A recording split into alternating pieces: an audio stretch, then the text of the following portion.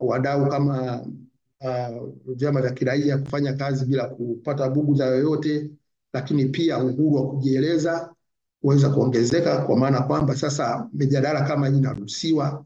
Na ukweli ni kwamba baada ya muda huo mpaka leo hii ukiangalia mijadala ya kitaifa kama hii imekuwepo mingi sana, na nyinyi mtakuwa mashuhuda. Mjadala mwingine mkubwa ulikuwa ni wa juzi ambao umeitishwa na Baraza la Vyama vya Siasa pamoja na msajili wa vyama vya siasa, ukiwashirikisha wadau wa vyama na wadau wa demokrasia kwa ujumla kujaribu kujadili mustakabali wa nchi katika masuala hayo. Sasa ukienda kuangalia, ninaweza nikasema kwa kifupi sana kwamba miongoni mwa sheria, mapendekezo ya kikosi kazi ilikuwa ni hizo sheria ambazo tumezizungumza, ambazo ndio zimefanyiwa marekebisho. Lakini utakuja kukubaliana na mimi kwamba ni kwa sababu kumekuwa na fursa hiyo ya kuweza kushiriki na fursa ya watu kuweza kujieleza na watu kuweza kutoa maoni yao bila kupata bughudha yoyote. Na hii fursa nadhani kwa mara ya kwanza ukiangalia sheria nyingine zilivyokuwa zikipitishwa huko nyuma, unaona kabisa kuna tofauti fulani, kwa sababu msukumo na hamasa imekuwa kubwa. Sasa kwa sababu wapa nafasi na wengine, ninaweza sasa kujielekeza kuzungumzia kipengele kimoja ambacho kilikuwa kimeulizwa hapa nje ya huo muktadha, kwamba ili swala la sheria ambayo ilikuwepo, lakini sasa kuna maboresho yameonyeshwa kwamba hakuna mgombea yoyote katika uchaguzi, huo uchaguzi wa rais, huo uchaguzi wa bunge, huo uchaguzi wa diwani, ataruhusiwa kupita bila kupingwa. Maana yake kwamba atatangazwa kuwa ameshinda bila kupigiwa kura. Sasa ukiangalia ni vizuri uweze kuanisha hali ilivyokuwa kabla na hali ilivyo sasa, lakini pia unaweza ukaangalia na katika mataifa mengine wamekuwa wakifanyaje.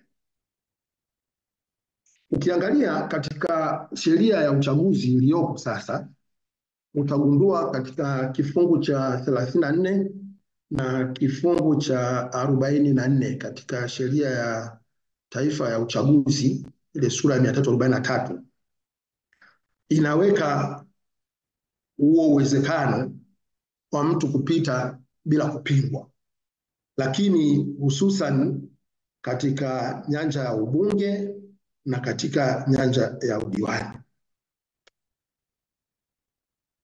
Utaratibu uliopo sasa ni kwamba mtu akiisha kuwa ametangazwa na tume kama ni mgombea halali, ni mgombea yuko peke yake, basi anatangazwa moja kwa moja kuwa ameshinda huo uchaguzi. Kwa hiyo hakuna uchaguzi, hakuna kupigia kura, hakuna kitu chochote kinachofanyika. Sasa utaratibu huu umepigiwa kelele kwa kuwa umekuwa na dosari. Baadhi ya wagombea wamekuwa wakihujumiana na kuhasimiana na kuhakikisha kwamba wanabaki peke yao, wengine wanainguliwa, na hivyo kuwa wanatangazwa moja kwa moja wao kuwa wabunge ama madiwani. Lakini pia utaratibu huo pia kasoro yake kubwa imekuwa ni kwamba imewanyima wananchi haki ya kwenda kupiga kura, kwa sababu hiyo ni haki ya kikatiba na haki ya kimsingi, kwamba ni lazima mtu anapokuwa ametimiza umri wa miaka 18 na kuendelea, lakini pia ametimiza masharti yaliyowekwa na katiba na sheria za uchaguzi, ana hiyo haki ya kumpigia kura kiongozi wake. Kwa hiyo imekuwa haipo, na ambayo sasa inafanya maana nzima ya uchaguzi kuwa haipo. Na unaposhindanishwa ni lazima tuseme kwamba umeshinda ama hujashinda, na matokeo yake yaweze kuonekana. Sasa hilo lilikuwa halitupi hiyo haki. Lakini kingine ambacho kilikuwa ni kikubwa ni kwamba kwa maana moja ama nyingine ilikuwa inamfanya kiongozi ashindwe kuwajibika moja kwa moja, kwa sababu kwa wananchi wake anakuwa hana ile connection ya kuwajibika kwa kiasi kikubwa, kwa sababu anaona kama hakuna kura iliyopigwa. Lakini utaratibu huu pia umeanza kuchochea kasumba ama utamaduni wa watu kutokwenda kupiga kura, kwa sababu kama kuna jimbo moja mawili yameonyesha utaratibu huo na kwamba inaonekana kumbe hata kutokupiga kura ni sawa tu, kitu ambacho ni kasoro katika mfumo wote ule wa demokrasia. Lakini pia kwa kutokupiga kampeni, kwa sababu mgombea ametangazwa moja kwa moja kwamba ameshinda, ni kwamba chama kinakosa fursa ya kujitangaza, mgombea anashindwa kupata nafasi ya kunadi sera, ilani yake, nini atawafanyia wananchi, na hivyo kuweza kupimwa baadaye kama ameweza kufanya hicho kitu ama ameshindwa kukifanya. Lakini zaidi sana ni kuweka hiyo hali ya kikatiba kwamba kuna haki ya kupiga na kupigiwa kura, ambayo sasa unaonekana ilikuwa haipo. Sasa hali hiyo pamoja na hayo mapungufu, ni ukweli usiopingika kwamba ilikuwa ni dosari kubwa sana na imelalamikiwa na wadau wa demokrasia. Bahati nzuri nimeshiriki katika vikao mbalimbali vya hii mikutano na hizi fursa, lakini mgombea pekee katika muktadha huu ni tofauti na mgombea ambaye tunamzungumza hapa anayopita bila kupingwa, kwa maana kwamba sheria sasa inazungumza mgombea yoyote ambaye atakuwa amehalalishwa na tume kwamba ni mgombea halali na ni mgombea pekee, hata tangazo moja kwa moja kama ameshinda uchaguzi.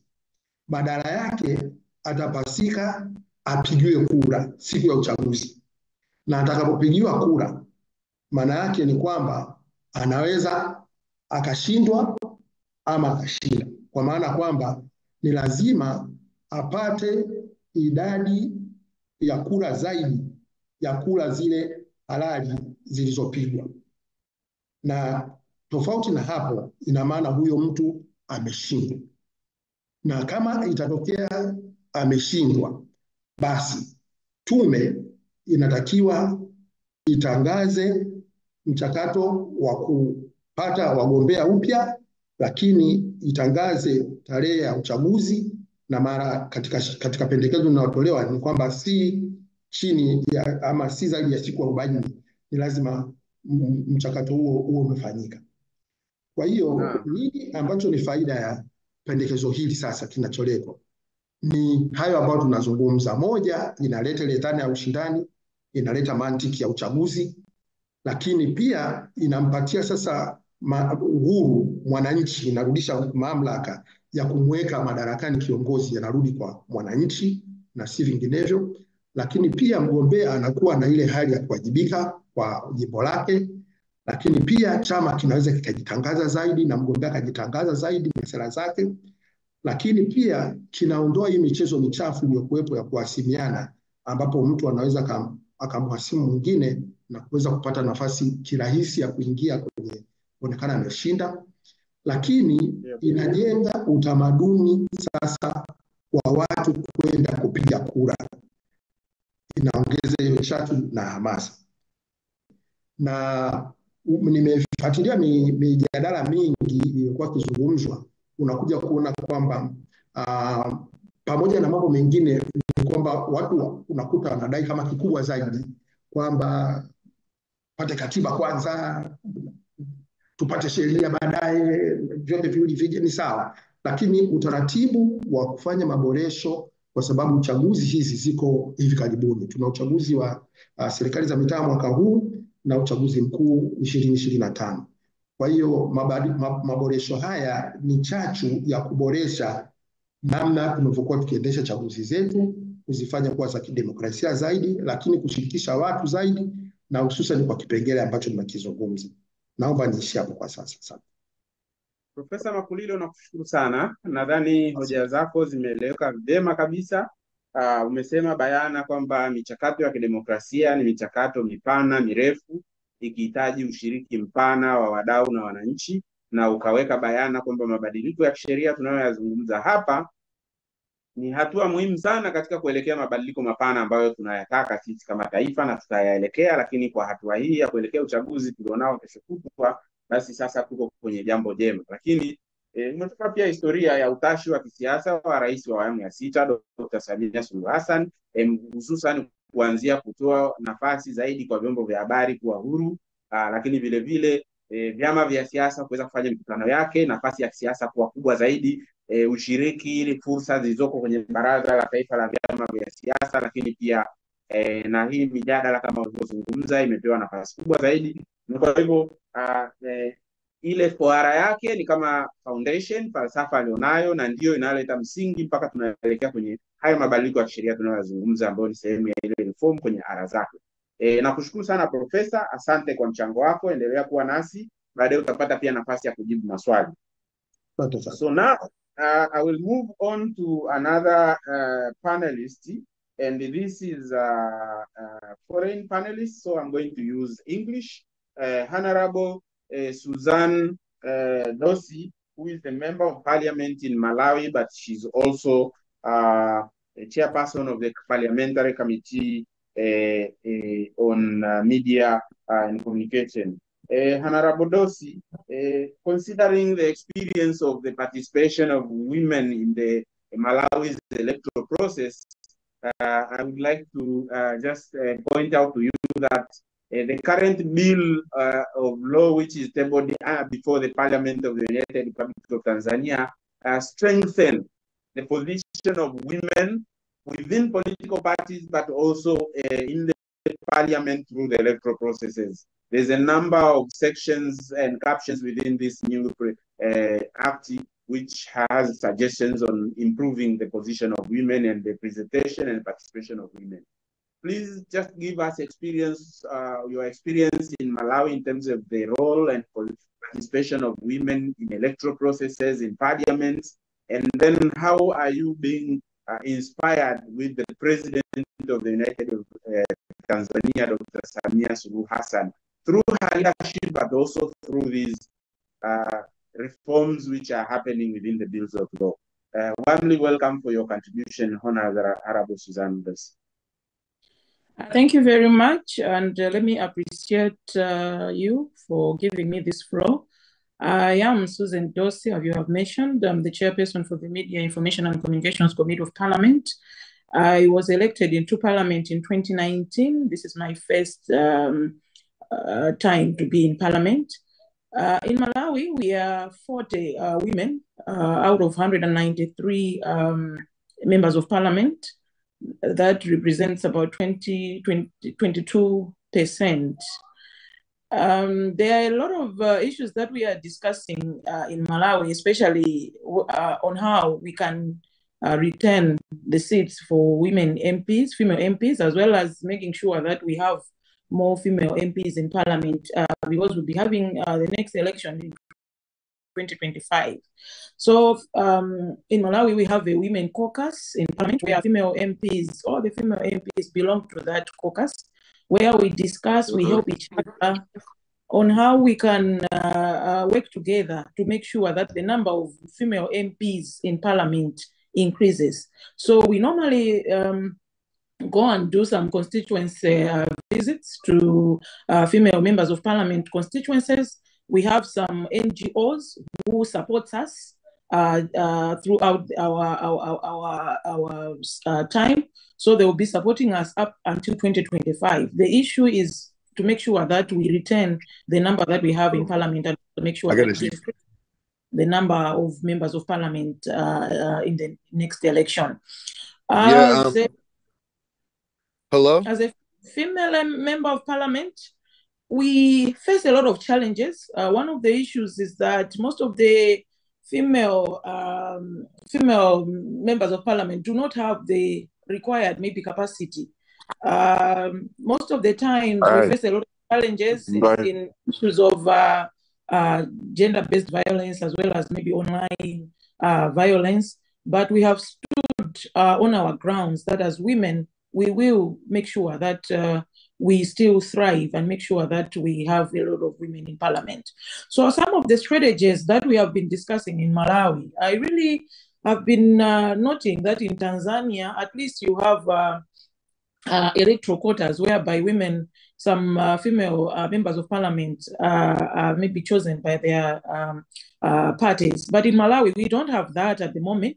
We are lobbying for that so that maybe in the next election, we want to increase the number of women by having the electoral quotas. Of course, we are facing some hiccups, facing some challenges, facing some opposition from male members of parliament who feel that we shouldn't just pick women to come to parliament, but we have all of us to fight for the positions that are there. So as women, we also have to contest. We shouldn't just come to parliament because our parties have sent us there.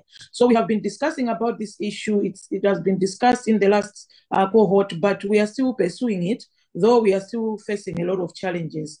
The other one is whereby as women, when we approach the electoral period, we are supported.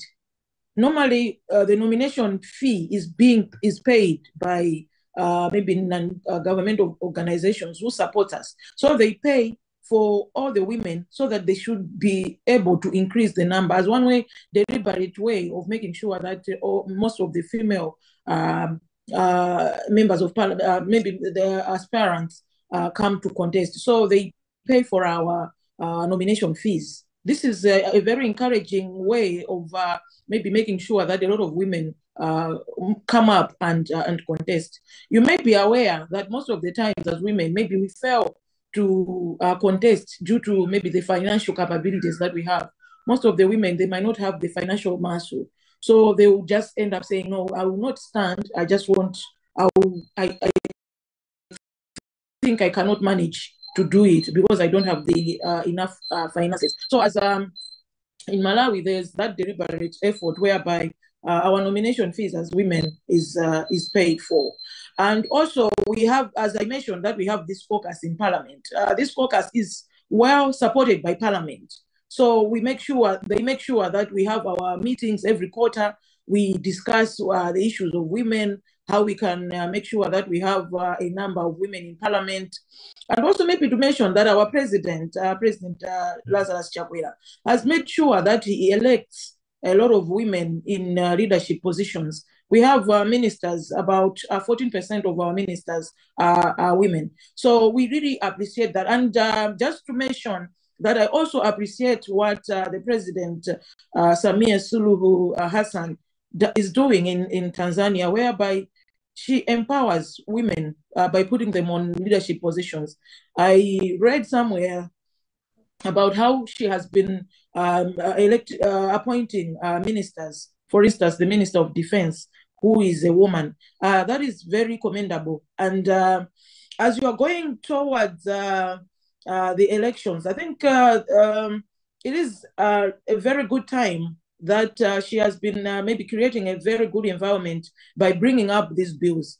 Because most of the times, if there's a political will, the leaders are ready to support, maybe to make sure that the electoral bills or maybe issues on women are encouraged. Then we really have a fertile ground whereby we can be able to do a lot. So I really commend President Hassan for the efforts that she has been doing to make sure that a lot of women are being put in leadership positions. Maybe just to add also, to commend her. Last time we had a cyclone in Malawi, she came and visited us. We really appreciate it as women. As a new politician, as a young politician, I really commended her for what she did. She came here, she visited some of the communities in Malawi. That's a motherly role that she played. And we really appreciate that we have a female president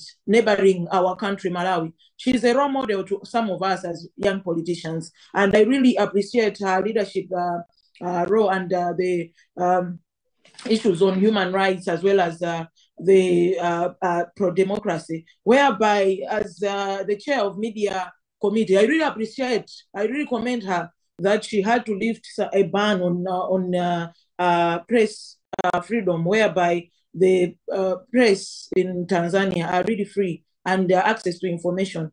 where she was able to make sure that there is really access to information. So as a woman, as a female member of parliament, I really appreciate that. Just to mention that, as I indicated in my preamble, that I understand that in Tanzania, the electoral quota issue is really working, but when someone is elected in the constituency, it gives you more power, more energy, as well as more respect, because you really take care of a lot of people in the constituency. So I would really encourage Tanzania, as well as the president, that she makes sure, and the bills that have come in, to make sure that there's a conducive environment for women to participate. Because normally what happens, maybe when we are going towards the elections, we have primary elections, like here in Malawi, we do primary elections.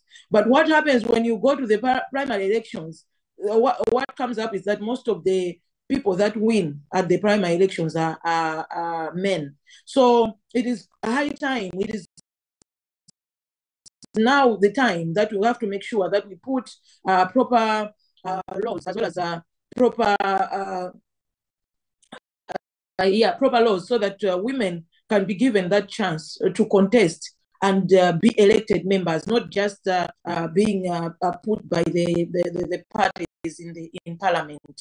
I think I would really encourage that we really need more women. Because I understand Tanzania has only 9.1% of women who were elected on ballot. So this time around, it is time to increase the number of women who will be elected in parliament through the ballot. I'm not saying that the issue of special seats is bad, but still, I would say that we really need women to be elected on the ballot, including those that will be put on special seats. That means the number will increase. So that would be a very good move. Also, maybe just to mention that these bills, I think it is high time that we really take advantage of maybe changing some of the clauses in the bill, making sure that we also put some clauses that protects women on abuse, especially during this election, when we are going towards election. There's a lot of abuse, online abuse, even in the villages when we go to do our campaigns. We face a lot of challenges. There's a lot of violence against women. Women are underrated. They feel like maybe a woman cannot do it. If I can give an example, the time I was doing my campaigns, you hear men saying a male cow cannot push a cart, and then you ask, why should someone say like this? That because I'm female, then I cannot do it. It's only male who can do it. No. So we really need to put that clause so that women are protected against violence during the campaigns. We really have to protect our women. We are called a lot of names, especially when maybe you are not married. Then they call you a hooker. When you are married, they will call you a lot of names, just maybe to frustrate you not to stand. So you end up seeing a lot of women not coming up, not contesting, because they are afraid of being called names. They are afraid of being given a lot of names. So we really need to make sure that the bills cover have a clause on gender-based violence, as well as any other type of violence that is perpetrated on women. So just in conclusion, to really commend the president. These bills will be discussed. I know that the members of parliament that are there, they will make sure that the bills pass, and that the president will also assent to the bills, and make sure that by the next election that is coming, we have a lot of women parliamentarians in Tanzania. I really want just to mention Honorable Nima Lugangira, an inspiration to me throughout. Yes, she's one of the members that was given a special seat, but I would want her to contest in 2025 so that she can be one of the elected members. I know what she is capable of doing. I know the changes that she can be able to bring to Tanzania. So we want a lot of women like them to also own their own constituency where they can be able to represent the people that they have in the constituencies. Thank you very much for giving me this opportunity. Honorable Suzanne Dosi from Malawi, thank you very much for your experience, for your courage to the country, but also to the female politicians like Neba Uganira. I know that also our friend, Speaker of the Parliament, was also from a special seat, and now she's a full member of Parliament who's elected representing a constituency, and this is very good. We really appreciate your contribution and the experience which you shared from Malawi, and this is very much commendable. I will now move to Honorable Mia-Petra Kumpula Natri, who is the member of the European Parliament from Finland. As we know, Finland, but also the European Union, has a very progressive achievement in terms of the role and position of women in the political systems, but also in the entire economic and social activities. And they are also supporting such initiatives in countries like ours. Now that we as a country, Tanzania, has a female president, I think this is also a step where maybe she can give a light of experience on what does that mean when an African state has a female president, but also just to share experiences of the processes of having women in the leadership and governance processes in what is happening right now in Tanzania, and if there's anything she can say to the leadership of President Samia Suluhu Hassan. Honorable Mia-Petra Kumpula Natri, kindly welcome for your contribution to this discussion. Thank you so much, and I am very happy to participate from north to south, and I can tell you that it is minus 15, 20 degrees temperature here, and also that we have a lot of snow even in Helsinki, our capital. So I'm in Finland now, even if I will start next week again work for the European Parliament in Brussels and Strasbourg. So first of all, I didn't even tell my friend Neema that I have been actually working with the Tanzanians on women's issues before, and I checked my calendar. So that was 17 years ago. I was in Tanzania with the NGO that in Finland consists of all the 8 parties in the parliament, and our program was done with the NGO together to enhance the women's participation in the politics of Tanzania, knowing the quota you have, but also the idea there was that you have to also, women, you have to also get the power in the different sector of the politics. And that exercise we had together with the Tanzanian NGOs and women was on the economics, that how much the women can be educated and then grab power also in the committees and state economics, affecting also very much on the issues that we can know that the women's participation is in general taking on board. So why we need more women is of course the get experience from the other gender, and then also the justice that women represent half of the population, and then this critical mass of actors. But that exercise was really on the topic. So it is not enough you have women on the parliament if they then work on the issues that are that meaningful. So that's why also it is important that we have women in the different committees on different positions, dealing with the budget, foreign policy, monetary policy, and not to say that you only have women for healthcare or education or family planning or whatsoever. So my next topic is not the sectors, but then quotas, because also I take example from Finland, which I know best, that the quotas have been presented here like 25 years ago, and for the nomination on the state or local committees. So we don't have quotas for elections, but we have quotas for nominations. So people can freely elect who they want, but when we nominate people under the parliament or any state level, or we nominate people to prepare something on the local city level, all these committees, nominated bodies, need to fulfill the quota of 40%. And one argument we were using that 25 years ago was that we get more experienced women, because often it says that, yeah, if it's the quality of the nominated persons, is it their knowledge?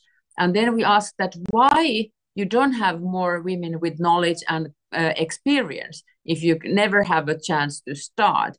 So this quota was then taking as 40% any committee on the local or country level. So I think sometimes it also worked for men, that when we nominate people for education board, or we nominate people for some social care work, that you have to nominate also 4 men out of 10. So that has been functioning quite well. It was then argumented that maybe this is enough for to have it for a couple of years. Let's see later if we will then cancel it. But so far, almost 30 years later, we have not canceled that law, and see that it is quite profitable, nice, and good for the results that these preparatory nomination bodies are always representing the two, both men and women. So then one other important aspect that has worked when you don't have a quota for elections, but you have a quota for parties, that all Finnish parties, when they get people to parliament, they have some money. It's not enough to cover the parliament, the elections, or so the parties need to work on the finance. But all the state finance for the party also has a percentage for women structure. So when you have a party X, it has to give money the women's structure in party X. So the women's in the parties can then also have some resources.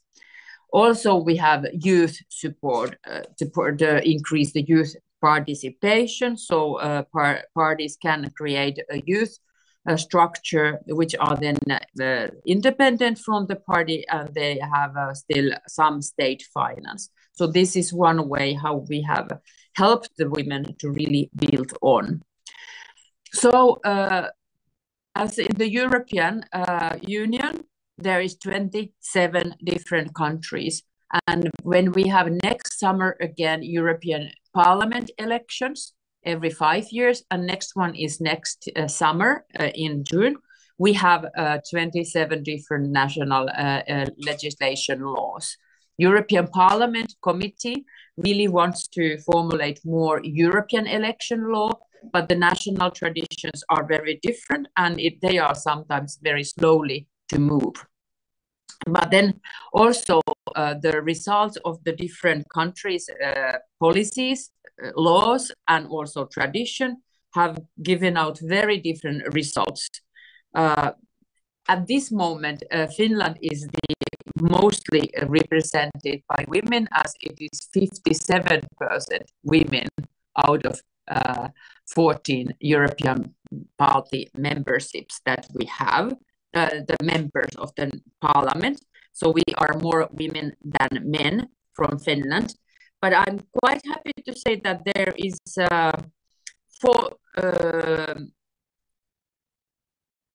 there is 11 countries out of 27 that has more than 40% of the women in their members of the European Parliament.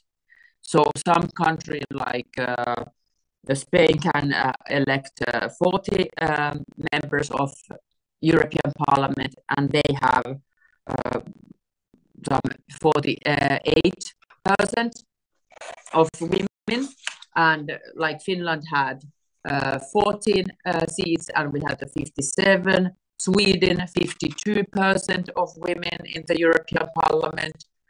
Spain and Portugal, 50% of women's participation. And also the big countries like France, it has 48% of women in the European Parliament.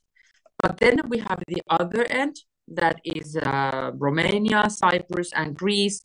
They have less than one quarter, less than 25% of the members in the in the European Parliament. The very worst case is in Romania. They only have 15% of their seats, which are 33. And they have only 15% of women in the European Parliament. So that depends very much on the national laws, how you have created the system, and then it depends on the parties, of course.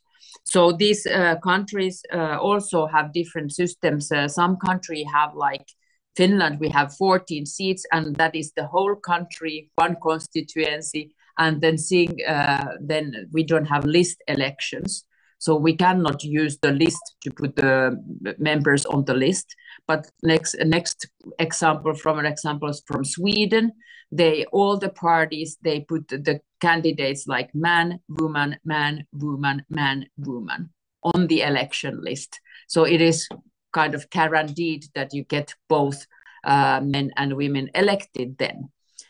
This is what we also often use in many countries inside the parties.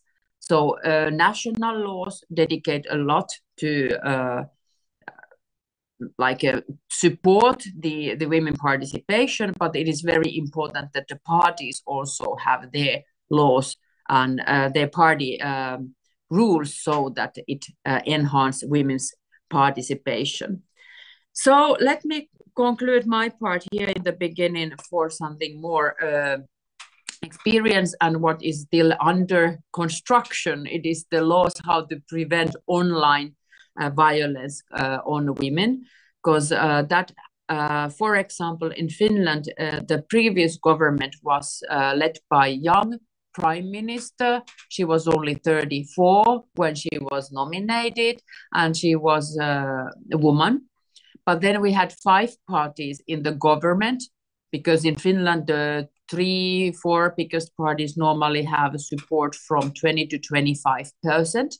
So it is more even for different parties, and then you negotiate so that you represent majority in the parliament. So in our system, it once then, I don't know, by accident, that all 5 parties were led by women.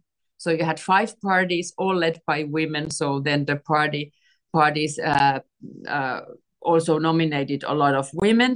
And then it was a study carried that shocked a little bit our society. We were thinking that we are so equal, that how much more harassment even these members of the government and the prime minister and party leaders have been facing in online compared to men politicians. So yes, online world is not easy for anyone. I think it's quite nasty nowadays, many of them. And the European Parliament is really trying to prevent also that in a legislation that we have done for platforms. It will be in power this year, that platforms have also responsibility on the content when it's lies very much, or if it's untrue, and also if it's illegal. And then now there is also special law proposal, women's violence against women in the European level, that also recognize online violence. not only physical violence against women, not only domestic, not only on the gender, but also recognize this online. So there we are working on that, and I can say that it exists every country. So we cannot take this tangible offline world nasty parts on online and think that we cannot do anything. But we have to try to build society that online equals offline when it comes, which is legal and which is good. Thank you so much. Thank you very much, Honorable Kumpula Natri. I think what I'm learning from the experience you have shared from Finland, but also from Europe, is that although there's a lot of improvements on your side in terms of women participation, but also in terms of protection of women from discrimination, but also violence is really progressive, but there's still some efforts which are still happening right now, which means there are also some challenges on that side as well. Based on your experience of also working on this space here in Tanzania in the past with the civil society, and now that there is reforms which we are having, what is your word on us as a country? But also the efforts which are being done by our current president in terms of the engagement of women in the leadership process. Just one word which you can give to us as a nation with what we are going through right now in terms of reform of gender balancing, but also protection of women and the improvement of participation of women in the governance and electoral processes. Please, as your final one. Yes, I think from the experience that when we had the first female president in Finland in 2000, like 23 years ago. Now we have had men again, that it really broke the glass roof. And I hope that will happen, that every young daughter of anyone, or the girls, they have something to look at it. So they don't have this in mindset that president equals man. And then when we had the president for 14 years in Finland, that was that you had the woman. It kind of created a whole generation of girls and young women that can think of that everything is open for me. There's no limit to do that. But also, this is like the symbolic version of having these role models that you can do and work, and that is very, very important section. But then also, of course, this is, we can say that women can be anything. So what I personally also think every time, women alone cannot do this. So I'm happy to see men participating here, and then the president, woman president, that she's really putting her heart on the women participation is important, and then that to get everybody to work for that. So it is also always a good sentence maybe to finance that it is the task of majority to work for the minority, because the minority alone cannot work for its rights. And here I think when you have a president who is dedicated to work for the women participation and who can be a role model, that twin action will deliver then. Thank you very much, Honorable Mia Petra Kumpula Natri, a member of the European Parliament from Finland, who has also had some previous experience of working in Tanzania, for that courage, but also experience which you have shared from your side. Thank you very much. Now I'll move to another international political person who is also a female, Honorable Catherine Muyeka Muma, who is the senator from Kenya. Senator Muma, I believe you are still with us. You do hear some little Swahili, but also we will wish to just use English for you. Share with us your experience quickly from Kenya in terms of a political process and the role of female. You know that we have President Samia Suluhu Hassan. Just the reforms which will improve the participation of women in the electoral processes. She has done a lot also. Returning of girls to school when they conceive, for example, was not the case before she became the president. What is your take on her initiatives and reforms which she's making in terms of the position of women in the governance, but also in the entire societal processes? Karibu, Mheshimiwa Senator. Kindly unmute your mic. Kindly unmute your mic. Oh, thank you. Thank you very much. Asante sana for the session. My Swahili will end there. You know, when I'm speaking to Tanzanians, I'm very careful not to display my bad Kiswahili. Asante sana for inviting me to this process. I'm Catherine Muma. I'm a nominated senator, first term, and I'm so happy to participate in this process. Allow me to begin with my take on Her Excellency Mama Samia Suluhu.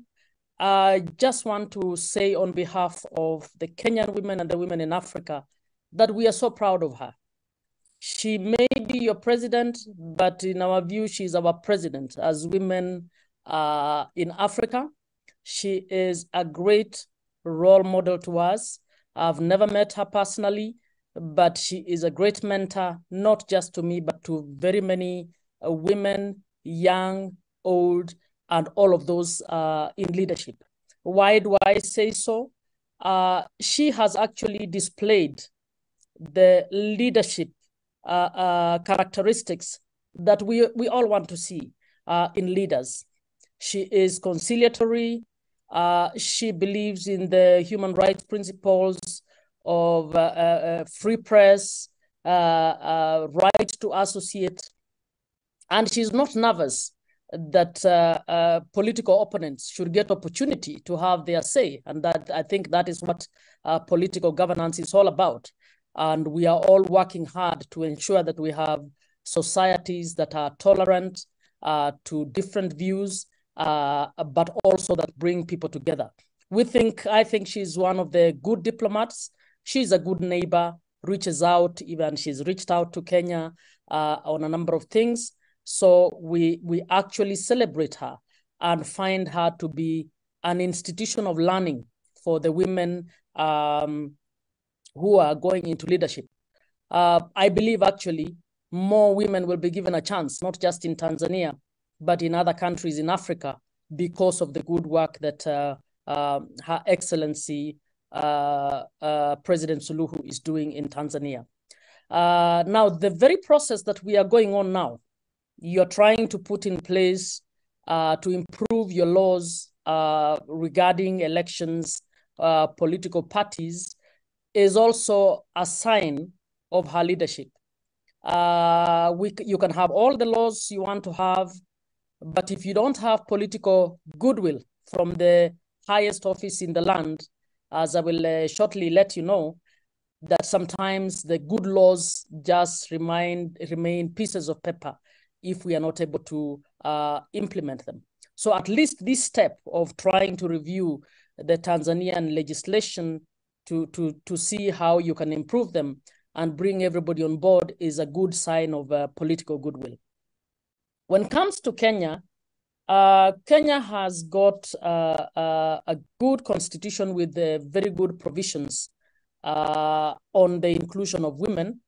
We have a very elaborate equality and non-discrimination clause that actually sets in place gender quotas.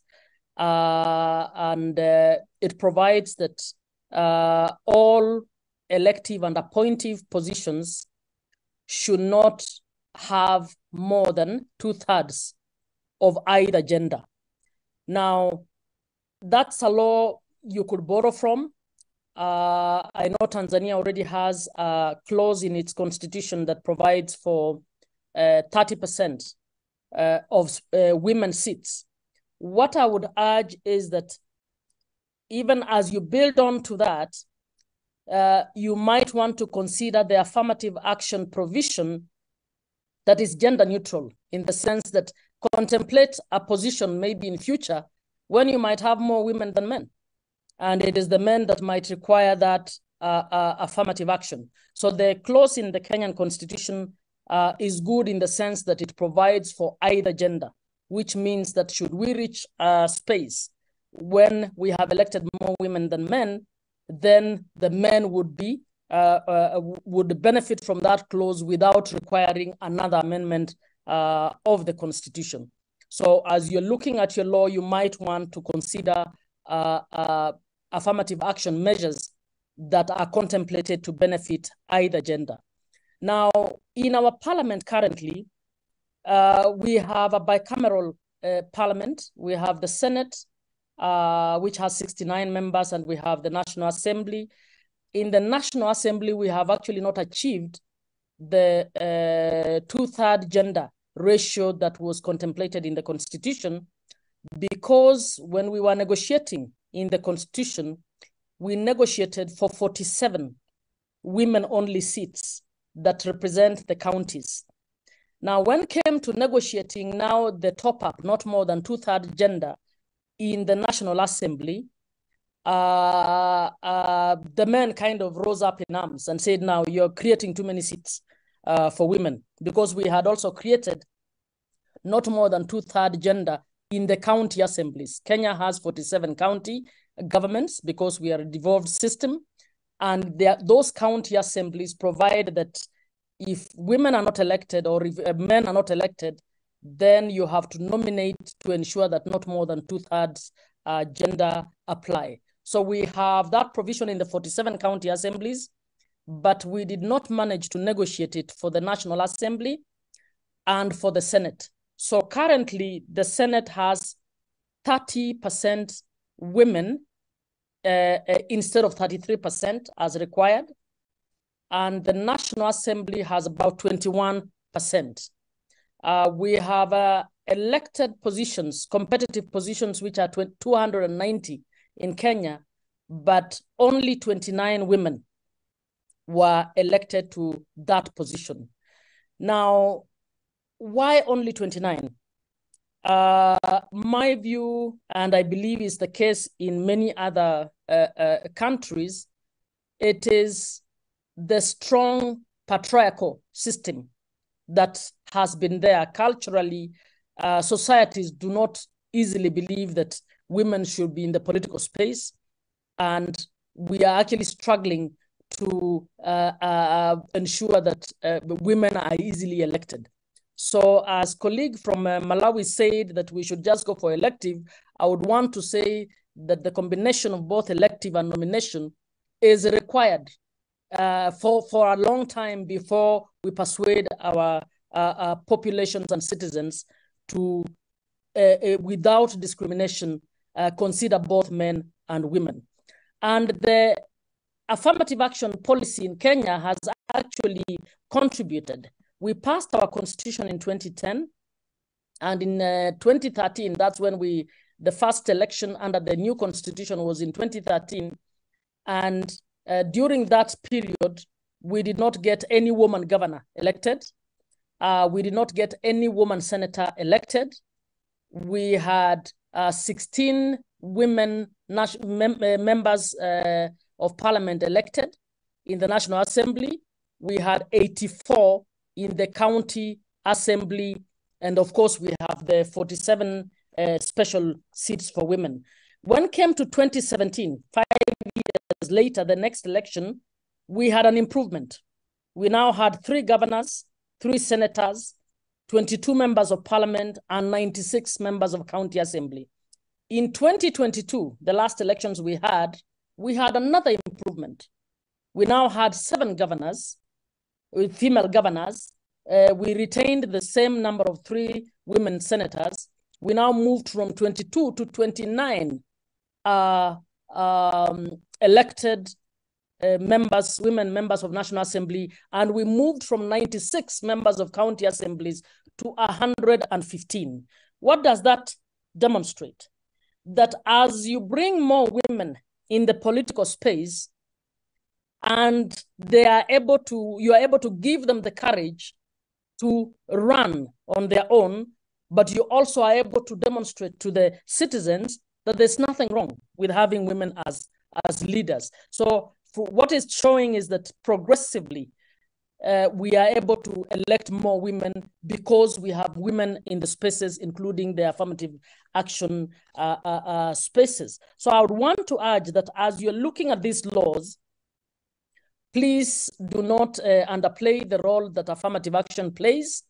You may want to limit, because affirmative action is a temporary measure, but choose ways in which you don't limit it in a way that you retrogress as you're moving. You might want to limit the number of times an individual can benefit from an affirmative action seat instead of limiting the period for which you will have affirmative action seats. But very important, the 3 laws that you guys are trying to revise are extremely important. When it comes to the Electoral Commission, you must ensure that you put in place provisions that can achieve independence of that commission.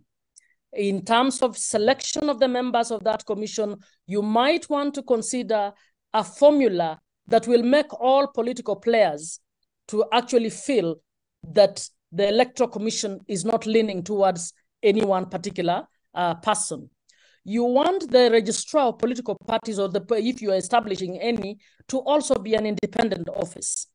But you also want the political parties law to be able to set down minimums that will ensure a fair play for all those who want to participate. And you might want to also provide a law, a provision that can limit the use of campaign financing. Now, in Kenya, we've reached a level where, unfortunately, it's not something to emulate, where the amounts of monies that are being used in election campaigns are completely unbelievable, to the extent that if we are not careful, elections are going to be a game of only the rich or a game of the corrupt, because there are people who spend more money in the elections than they will ever earn in all the 5 years that they'll be in parliament. So all those are key issues that you actually want to look at and be able to see what can you put in law that will ensure independence, will ensure transparency, will ensure equal opportunity for every citizen to participate in the vote, and equal opportunity for every person with the leadership qualities to want to vie without feeling that they have actually been locked out. But even as we do so, I'd like to caution that you must remain a country that respects the rule of law. In Kenya, we have litigated in 4 cases to try and implement the not more than 2/3 gender rule. The courts have ruled requiring that Parliament enforce and revise the law to ensure the 2/3 gender rule, but this has been defied. And that's why I was talking about political goodwill. If you have political goodwill, then you won't defy the law that you put in place. So I hope the laws that you put in place will be laws that in future you'll be able to actually respect. So we urge that you think through, allow participation of everyone, allow candid conversation, and put in place a law that you intend to implement, not a law that you will claw back on as you move on. And beyond the laws, I would want us to know that at least for women, persons with disability, youth, beyond the laws that will be in the books, you must apply other strategies. All politics is local. So I believe, I don't know what the local situation is for you. Even as we urge you, I hope, Mheshimiwa Neema, you're going to go for an elective post. You must then go and understand the local politics of the local area that you want to stand in, so that you actually are able to strategize in a way that you will get elected. For now, I think I can stop there in order to give other people a chance to speak. Thank you very much. I truly appreciate your contribution, Honorable Catherine Muma, Senator, for the courage you are giving us as a nation as we go through the bills which we are having in the parliament, in terms of also having a good representation of the members of that particular electoral commission, but also the inspiration which you have shared from the presidents of Dr. Samia Suluhu Hassan, and also sharing experiences of the role and position of women in the electoral processes, but also the leadership in Kenya. And this is a very important lesson for us as we go through these reforms in our own legislations. Thank you very much. You may stay with us, but also you are free to go on with your other activities. We know that today is a weekend, but we have really learned a lot from you. And this also applies to also Honorable Mia Petra Kumpula and also Honorable Catherine Muma. I also acknowledge that we had Honorable Jacqueline Amoning, who is the EALA member of parliament, but she had some emergency and she could not continue with the discussion. Nashukuru sana mheshimiwa. Tunahamia sasa kwenye lugha ya Kiswahili, na kwa sasa labda nitawakumbusha tu kwamba huu ni mjadala wa kitaifa unamulika utoaji maoni katika miswada ya sheria inayohusu vyama vya siasa, sheria za uchaguzi pamoja na Tume ya Taifa ya Uchaguzi. Kadhaa kama mlivyoona, wanasiasa na viongozi kutoka mataifa mengine ya jirani lakini pia ya Ulaya, na wao wametoa uzoefu wao. Tulimulika zaidi kwa wao nafasi ya mwanamke katika uongozi na namna ambavyo, kwa sababu ni vema pia tukatambua kwamba miswada tulionayo pia inagusa hilo eneo la kuboresha ushiriki wa wanawake katika nafasi hizi za uongozi na ugombeaji, kupunguza pia unyanyasaji na ukatili wa kijinsia katika mchakato wa uchaguzi, na swala la vyama vya siasa ni namna gani pia linawapa wanawake nafasi katika kushiriki. Na tumepata pia uzoefu wa ile inspiration ya uongozi wa rais wetu katika swala zima la ushiriki wa wanawake. Sasa nakwenda kwa kiongozi wa chama cha siasa, Bwana Doyo Hassan Doyo, ni mwenyekiti wa taifa wa chama cha ADC. Hichi ni chama cha siasa kikubwa na nafasi yake ni kama mtendaji mkuu wa chama hiki. Bwana Doyo, mabadiliko yanayopendekezwa katika miswada yanagusa pia swala la usawa katika ushiriki wa vyama vya siasa kwenye mchakato wa uchaguzi. Wewe kama kiongozi wa chama cha siasa unaonaje au una maoni gani sambamba na mswada na namna ambavyo wewe au na vyama vingine vya siasa vitapata nafasi zaidi na usawa katika ushiriki wa mchakato wa uchaguzi, lakini pia na uchaguzi mkuu wa madiwani, particularly uchaguzi wa madiwani wa bunge pamoja na uchaguzi wa rais? Karibu sana. Asante ndugu. Kwa hiyo nimefurahi kupata fursa ya kushiriki katika mjadala huu, lakini pia nishukuru Mwenyezi Mungu kwa kuamka salama. Kwa upande wetu wanasiasa, mabadiliko ya sheria yanakwenda kuongeza idadi ya ushiriki wa wanawake katika nafasi za uongozi, na chama chetu cha Alliance for Democratic Change kama mtendaji mkuu, sisi tuna sera kabisa ya 50 kwa 50. Kwa hiyo tunafarijika tunapoona mabadiliko ya sheria yanayoenda kumlinda mwanamke katika sekta mbalimbali, kuhusu kumlinda ili aweze kuperform katika nafasi za uongozi. Kwa hiyo sisi kama wanasiasa tumefarijika sana kuhakikisha kwamba mswada huu unakwenda kuwalinda wanawake, kwa sababu kuna maelezo mengi ndani ya mswada yanayoeleza wazi namna ambavyo kama mtu atafanya hayo ambayo yameelezwa, anachukuliwa hatua ambazo zinamuondoa kwenye ugombea. Kwa hiyo mwanamke kwenda kupata nafasi ya maamuzi kwetu sisi wanasiasa ni faraja. Kwa hiyo tunafarijika huu mswada unapokwenda kuwa sheria ya kuweza kumlinda mwanamke. Sisi kwetu ni fursa kubwa na kwetu unatija kubwa sana. Kingine ambacho nataka nikizungumze ni nia njema ya Mheshimiwa Rais.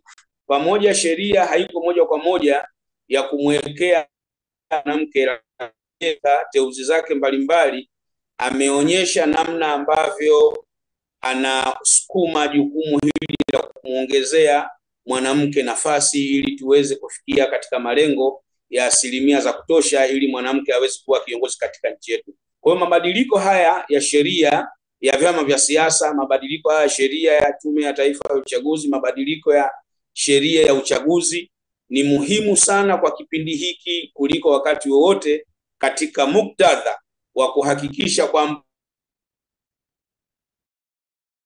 yanakwenda kufanya mabadiliko makubwa ya uongozi katika nchi yetu. Umezungumza kwa kifupi na kushukuru, na kwa sababu tunakwenda kukimbizana na muda, ni kushukuru kwa sasa. Nitarejea tena kwako ndugu yangu Doyo.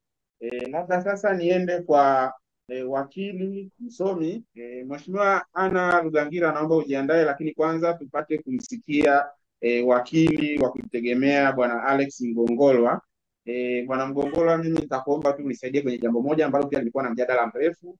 Inasemekana kuna wakati palikuwa na kesi mahakamani ikijaribu kuweka ukinzani kwenye swala la ushiriki wa wakurugenzi katika usimamizi wa uchaguzi, kwa sababu ni jambo mojawapo ambalo linaguswa pia na mswada. Hebu tusaidie muktadha wa ushiriki wa wakurugenzi katika usimamizi wa uchaguzi unauonaje? Wewe kama mwanasheria, lakini pia kwa kuzingatia uzoefu wa watu hawa katika swala zima la kusimamia mchakato wa uchaguzi. Yapi manufaa na unaona ni kwa namna gani pengine ni muhimu swala hili liende kuendelea kuwepo? Bwana Mgongolwa, karibu sana.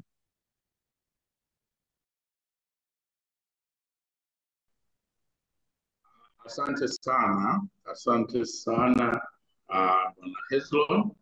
Mimi naitwa Alex Mgongolwa, ni wakili wa kujitegemea.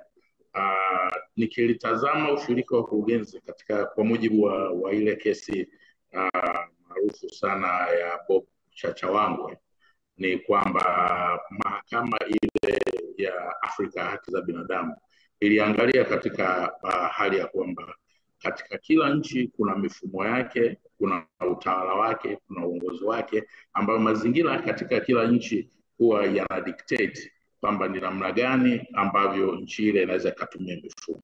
Ukiangalia kwa mifumo tulionayo Tanzania, unaweza kaona kwamba kwa kiasi kikubwa sana mfumo ambao umejikita zaidi na uko karibu sana na watu ni mfumo huu wa serikali za mitaa. Sasa serikali za mitaa kule imeanza kutoka kule chini mpaka katika ngazi ya wilaya, ngazi ya mkoa. Ukiondoa serikali za mitaa, ni vigumu sana kupata mfumo ambao utakuwa rafiki katika kuwezesha uchaguzi huo kuwa huru na haki, katika kuangalia kwamba ni nani ambao wanashiriki. Watu wa serikali za mitaa au uongozi ule ambao wa serikali za mitaa ndio unaojua kwa kawaida, unaoshinda na watu, unaodili na watu katika day to day activities. Kwa maoni yangu, ukiniuliza, nasema kwamba mfumo huo ni mfumo ambao kwa wakati tulionao ndio mfumo ambao ni sahihi, kwa sababu kinachoweza kuangaliwa na kukidhi mahitajio ya uhuru na usawa ni namna ambavyo sheria na taratibu mbalimbali zimeweza kuainisha muundo ufanye vipi kazi. Kwa mfano, wakurugenzi wana viapo vyao, wana viapo vya kisheria ambavyo wanatazamiwa kuvitii, lakini pia wakurugenzi hao wana maadili ya kazi zao na wamepatikana kwa njia ya mchakato ambao uko sahihi. Mapungufu katika kila mfumo yanaweza kujitokeza, lakini kwa hali tulionayo sasa hivi, mifumo hiyo bado tunaitegemea, na mimi naona kwamba ni muhimu mfumo huo ukatumiwa ili kuleta matokeo chanya zaidi kuliko mfumo mwingine wote ambao utakuwa una gaps hapa na pale. Kwa gaps hizo katika maana ya uchaguzi ni kitu ambacho hakitakiwi au hakihitajiki, kwa sababu demokrasia ndio kila kitu, ndio siasa yenyewe. Uchaguzi ndio siasa yenyewe, na kitu cha msingi katika uchaguzi ni kumpata kiongozi ambaye wananchi wanamtaka.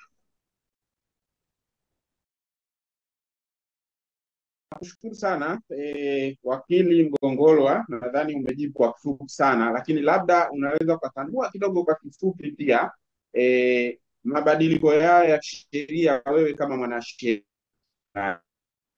miswada inayopendekezwa. Una lolote jingine ambalo unaweza kuongeza?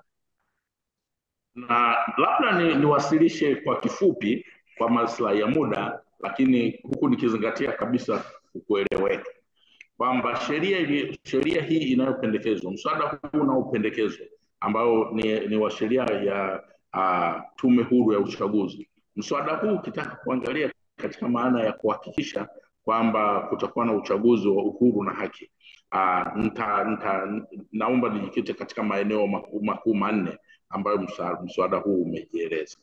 Katika eneo la kwanza, ili kuweza kujua kwamba tume itakuwa huru na haki, vitu vinne muhimu huwa vinaangaliwa duniani kote katika tafsiri ya sheria.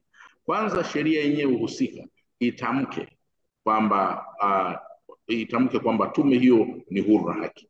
Ukitazama sheria yetu hii inayotamkwa, ukiangalia mswada huu utaona kwamba katika kile kifungu cha 6 kuna matamko ambayo yanaainisha vizuri kabisa kwamba hii sheria inaizungumziaje hii tume. Inaizungumzia tume hii kwamba ni tume itakayokuwa, inatamka kwamba tume itakuwa ni chombo huru kinachojitegemea na maamuzi yake hayataingiliwa na chombo chochote au kulazimika kufuata maagizo ya mtu yoyote au idara yoyote ya serikali au maoni ya chama chochote. Haya ndiyo maeneo ambayo tume zote duniani huwa zinaingiliwa. Ukiangalia kwenye maeneo yote haya manne, basi sheria imetamka, na sheria imetamka kwa makusudi kwamba maneno yaliyotumika yamekuwa ni maneno ambayo ni ya uwazi zaidi. Hakuna maneno mengine mazuri zaidi ya haya ambayo yangeweza kutumika ili kuweza kubainisha hilo. Kwa hiyo swala la kwanza la matamshi, sheria imetamka sawa sawa, lakini hapo masuala mengine ili tume iweze kuwa huru na haki, kwa sababu tunapozungumzia uchaguzi ambao ni huru na haki, tunazungumzia uhuru wa tume, kwamba tume itamtangaza tu yule aliyechaguliwa na wananchi. Haiwezi kumtangaza mtu mwingine yoyote kwa shinikizo la chama cha siasa, kwa shinikizo la serikali au kwa shinikizo la chombo kingine chochote. Kwa hiyo kwangu mimi kipengele cha 6 ni kipengele muhimu na kilikuwa kinahitajika sana. Ukiangalia kwenye zile 4 Rs unaona kwamba reforms, katika R ile ya reforms, hizi ndio reforms zinazotakiwa. Lakini kitu kingine ambacho huwa kinazingatiwa katika kuiona tume ikiwa huru na haki ni namna ya upatikanaji wa hao wajumbe wa tume. Kwa mujibu wa mswada huu, wajumbe wa tume watapatikana kwa kusailiwa. Ipo kamati ambayo inaanzishwa kwa mujibu wa mswada huu, ambayo kamati hiyo kazi yake kubwa itakuwa ni kusaili watu wanaoomba kuwa wajumbe wa tume. Na ukiangalia katika kamati ile imesheheni watu ambao wanastahiki au wana sifa zinazostahili. Kuna watu wenye hadhi za jaji, kuna mtu kama jaji mkuu, kuna watu ambao wamepewa kwa mujibu wa nafasi zao, mwenyekiti wa tume ya haki za binadamu na kadhalika. Kwa hiyo hao ni watu ambao watasaini. Lakini kitu kingine ambacho kinaangaliwa katika kuelewa au kuangalia uhuru wa hiyo tume ni swala la fedha. Tume itapata wapi fedha? Ukiangalia katika ibara ile ya 22 vipo vipengele vinavyojitosheleza vinavyohusiana na upatikanaji wa fedha na fedha zitatumika. Lakini ukiangalia katika kile kifungu cha 7 kinazungumzia, kifungu cha 7 kinazungumzia sifa za wajumbe wa tume. Sio kila mtu anaweza kuwa mjumbe wa tume, na ukiangalia majukumu ya hiyo tume ni majukumu ambayo ni mazito sana. Yanastahili mtu mwenye uwezo ambao utakuwa unashabihiana na kazi za tume. Na wajumbe hao, kama kipengele cha 7 nikikiacha kizungumzo chenyewe, kinasema awe ni raia wa kuzaliwa Jamhuri ya Muungano wa Tanzania, awe mtu mwadilifu na mwaminifu, awe na uzoefu katika uongozi, utawala na masuala ya uchaguzi, na sifa nyingine ambayo kamati ya usaili itaiona inafaa. Sifa zote hizi zimelenga katika kuleta weledi, na sifa zinazotamkwa kisheria maana yake ni lazima. Kwa hiyo mtu ili awe mjumbe wa kamati lazima awe na sifa za lazima ambazo zimezungumzwa hivi. Lakini umuhimu wa tume unauona kutokana na majukumu yake. Ukikiangalia kile kipengele cha 11, kipengele cha 11 kimeeleza kwamba tume ina majukumu gani yake. Nikisoma kwa haraka ni kwamba pamoja na mengine ni kusimamia na kuratibu uandikishaji wa wapiga kura, kusimamia na kuratibu uendeshaji wa uchaguzi wa rais na wabunge, kuchunguza mipaka ya kuigawa Tanzania, kuteua na kuwatangaza wabunge wanawake. Kwa hiyo majukumu au ukiangalia majukumu ya tume, ukiangalia wajumbe wa tume, ukiangalia ukiangalia uhalali au nafasi ya mjumbe wa tume, kwamba ana usalama kiasi gani kwenye tume. Hivyo ni vitu ambavyo kwa kitaalamu wanaita security of tenure. Sasa ile sheria ilivyoweza kukinga nafasi ya wajumbe wa tume, hata mjumbe wa tume akiingia, hata mjumbe wa tume hawezi akaondolewa katika nafasi yake kama mjumbe wa tume, isipokuwa kwa sababu ambazo zimeainishwa kwenye sheria. Na umetajwa mchakato, kwamba mchakato huo utakuwa ni ule ambao utahusisha kamati maalum itakayochunguza mgogoro huo na itampa haki za kutosha ili mjumbe aweze kupata haki zake. Kwa hiyo maana yake nini? Maana yake katika kipengele hicho ni kwamba huyu mjumbe wa tume atafanya kazi zake kwa uhuru, bila kujali mtu yoyote, katika maana kwamba pengine anaweza kahofia kwamba anaweza katolewa wakati wowote kwenye nafasi yake, lakini nafasi yake kwa mujibu wa sheria hii imelindwa. Kwa kuhitimisha, labda niseme hivi kwamba yote haya yaliyoainishwa katika kuilinda tume na kuipa uhuru yanatoa taswira kwamba kuna dhamira ya kutosha katika kuhakikisha kwamba tume hii inakuwa huru na haki. Hata yakitumika maneno kiasi gani, mazuri kiasi gani na yenye kufafanua kiasi gani, kama hakuna utashi wa kuweza kutekeleza sheria husika, sheria hiyo itabakia kuwa ni karatasi tu, itakuwa haina mashiko yoyote. Kwa hiyo kikubwa zaidi kwangu mimi ni vitu viwili: moja, utashi, na la pili ni sheria yenyewe kujieleza vizuri, ambavyo naona kwamba sheria hii kwanza ina utashi kutokana na uongozi wa kisiasa uliopo, lakini pili imeainisha vipengele ambavyo vinatosha kuipa tume hii uhuru wa kutosha, uhuru ambao utaiwezesha tume hii kuweza kufanya kazi yake bila uoga, bila kuteteleka. Na mwisho wa siku, kama sheria hii itatekelezwa vizuri, kwa kuanzia ni kitu kizuri sana. Nashukuru sana. Asante sana wakili Alex Ngongolwa kwa maoni yako. Kwanza ukimulika swala la mfumo au muundo wa usimamizi, ukionyesha umuhimu wa viongozi katika ngazi ya serikali za mtaa, hususani pamoja na wakurugenzi wa majiji, halmashauri pamoja na manispaa, kuendana na uzoefu wao, lakini pia na muundo tulionao, viapo vyao walionavyo vya utumishi na kadhalika, ambao vinawapa nafasi nzuri zaidi, lakini uzoefu na ufahamu wa maeneo ambao wanayasimamia katika swala zima la wao kuwa sehemu ya usimamizi wa uchaguzi. Na wewe kama mwanasheria unaona hili ni jambo la msingi sana likiweza kusimamiwa namna hiyo.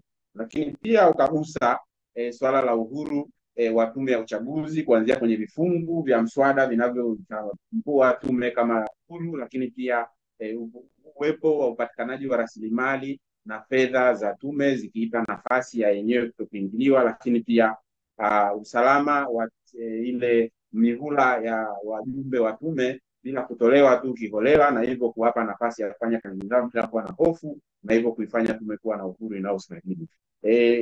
Wale wanaotufuatilia, kama nipende tu kuwakumbusha, tuko kwenye mjadala wa kitaifa kuhusu utoaji wa maoni ya miswada ya sheria ya uchaguzi, vyama vya siasa pamoja na tume ya taifa ya uchaguzi, na tumewasikia wazungumzaji kadhaa. Ni mjadala ambao unarushwa live kwenye YouTube kupitia mitandao mbalimbali ya vyombo vya habari. Tutavitaja kadhaa hapa. Tunayo Gilboni TV, Mwanahabari Digital, Global TV, Habari Digital, Lemutus TV, Mwanahalisi Digital, Bongo 5 Online, Tanzania Digital, Channel 10 Online, Mwananchi Digital, UTV, ITV, EATV, Taifa Digital, TBC, Azam TV, pamoja na Channel 10. Kwa hivyo hawa wote na mjadala wetu. Sasa naomba nimkaribishe Mheshimiwa Neema Lugangira ambaye ni mbunge katika Bunge la Jamhuri ya Muungano wa Tanzania, viti maalum. Swali langu kwako Mheshimiwa Lugangira, umesikia mijadala jinsi ilivyoendelea, umekuwepo pia kwenye mchakato mzima wa siasa za Jamhuri ya Muungano wa Tanzania kama mwakilishi, najua pia umehusika na masuala ya siasa kupitia asasi za kiraia huko wa awali na kadhalika. Unaonaje swala la usawa wa kijinsia sambamba na mabadiliko yanayoletwa na miswada hii ambayo iko mbele yetu katika ndani ya vyama vya siasa, lakini pia katika mchakato mzima wa uchaguzi ambao utakuwa unasimamiwa na tume ya uchaguzi? Tupe uzoefu na maoni yako. Karibu sana mheshimiwa. Nashukuru sana kaka Hezron. Napenda kuwasalimu kwa jina la Jamhuri ya Muungano wa Tanzania. Kama ulivyonitambulisha, kwa majina anaitwa Neema Lugangira, ni mbunge wa viti maalum kupitia Chama cha Mapinduzi, nawakilisha kundi la asasi za kiraia kwa maana Angels kwa upande wa Tanzania bara. Napenda kwanza kwa kutambua jitihada kubwa za Mheshimiwa Rais Dr. Samia Suluhu Hassan katika eneo hili la kuimarisha demokrasia hapa Tanzania. Na katika zile R4 mimi nitajikita katika R ya reform. Hichi ambacho tunakifanya ni dhahiri kabisa ile dhamira ya Mheshimiwa Rais Dr. Samia Suluhu Hassan ya kuunda kikosi kazi chenye lengo la kuimarisha demokrasia. Ilikuwa ni wazi alitambua yako mabadiliko ambayo yanatakiwa yafanyike. Na kwa muktadha huo ikapelekea katika yale mapendekezo ya kikosi kazi yaliyotolewa, ndio imepelekea mchakato huu wa mabadiliko haya ya sheria mpaka hivi sasa ambapo tunajadili. Na ni muhimu kwamba tutambue kikosi kazi waliwasilisha taarifa yao kwa Mheshimiwa Rais, ilikuwa ni mwaka 2022 Oktoba, na ndani ya kipindi cha mwaka mmoja, kwa maana Novemba 2023, serikali ilileta bungeni miswada hii ambayo tunaijadili leo. Mswada wa sheria ya vyama vya siasa, mswada wa tume ya taifa ya uchaguzi, na mswada wa uchaguzi wa rais, wa bunge na madiwani. Hiyo inaonyesha kwa namna gani ambavyo katika jambo hili la kuimarisha demokrasia ya Tanzania, Mheshimiwa Rais Dr. Samia Suluhu Hassan hapepesi macho, ana nia ya dhati kabisa kuhakikisha tunakwenda kwenye hizi chaguzi mbili, kwa maana uchaguzi wa serikali za mitaa mwaka huu 2024 na uchaguzi mkuu mwaka 2025, tukiwa tumeweka msingi ambao unaimarisha demokrasia ya Tanzania. Sasa nikija katika ile eneo ambalo umeniuliza kwa maana ya kuimarisha usawa wa kijinsia katika siasa, mimi binafsi na faraja kubwa sana kuona kwamba mapendekezo yaliyotolewa na kikosi kazi kwa asilimia zaidi ya 90 katika eneo hili yameingizwa katika hii miswada mitatu hii miswada ya sheria ambayo tunaijadili. Na nilipata fursa mimi ya kuwasilisha maoni mbele ya kikosi kazi, na nilivyoona ripoti, kwa hiyo nitarejea tu kwa haraka maeneo haya na kuonyesha pia yapo kwenye sheria. Jambo la kwanza ambalo kikosi kazi walipendekeza ni kwamba sheria ya vyama vya siasa irekebishwe ili kuweka sharti kwamba kila chama cha siasa kitakuwa na sera ya jinsia. Jambo hili limewekwa kwenye sheria ya vyama vya siasa na lipo katika tena kimeongezwa kabisa kifungu kipya 10C, kifungu 13, kifungu cha 13, kifungu kidogo cha 10C ndio kimeongelea swala hili kwa undani. Lakini pia walipendekeza kwamba kuwe kuna ufuatiliaji wa namna ambavyo vyama vitakwenda kuangalia namna ambavyo wanatekeleza masuala ya kijinsia.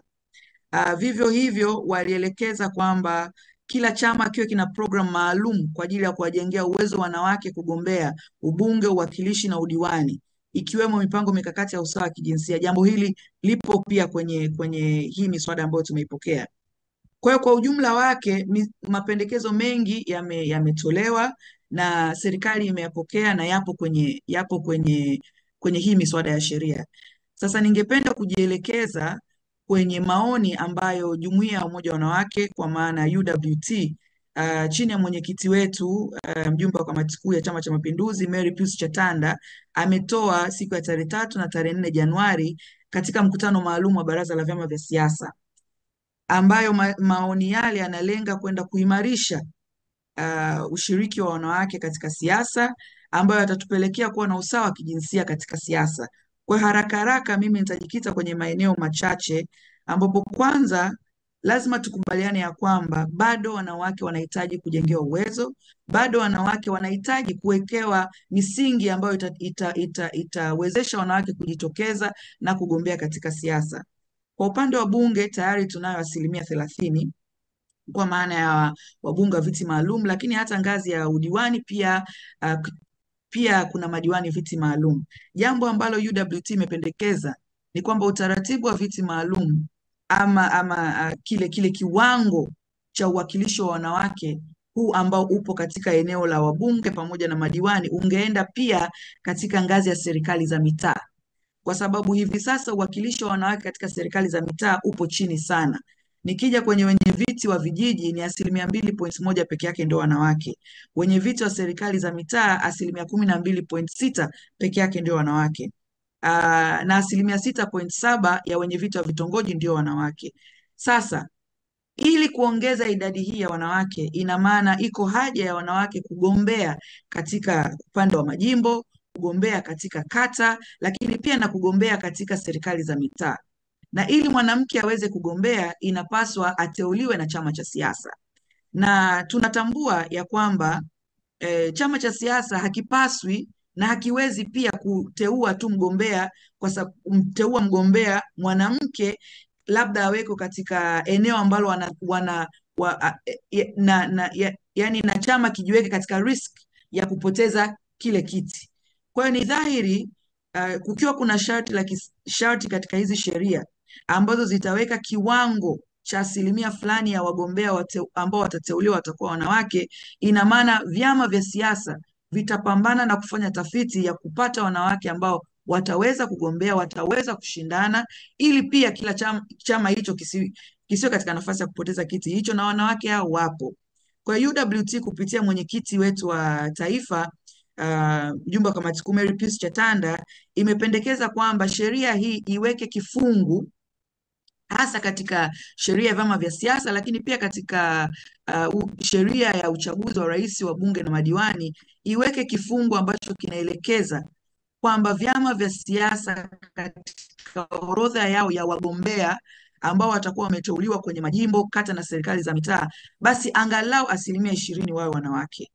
Kwa maana hiyo, hii kwanza itatanua wigo wa wanawake kuingia katika nafasi hizi za uwakilishi, lakini pia itachochea hamasa kwa wanawake wengi kuweza kujitokeza. Jambo la pili ambalo UWT imependekeza ni swala zima la gharama. Kwa upande wa UWT imependekeza kwamba katika sheria hii ya mswada wa sheria ya Tume ya Taifa ya Uchaguzi iongezwe kuwe kuna ibara mpya ambayo inaongeza jambo moja, kuwe kuna ibara mpya ambayo inapendekeza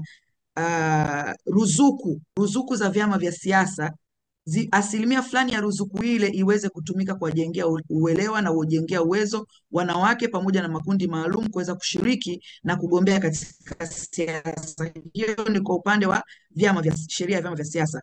Kwa upande huu wa Tume ya Taifa ya Uchaguzi, sheria pia iweke vifungu ambavyo itawezesha Tume ya Uchaguzi kusimamia namna ambavyo fedha za uchaguzi zinatumika pia kujengea uwezo wanawake. Lakini jambo jingine ambalo UWT imependekeza ni kuona namna gani ambavyo ile gharama ya dhamana ambayo ile kiwango cha fedha ambacho kinatakiwa kitolewe na wagombea ama wa udiwani ama wabunge wa majimbo, pale ambapo mgombea ni mwanamke, basi gharama ile iweze kupunguzwa iwe nusu ya gharama.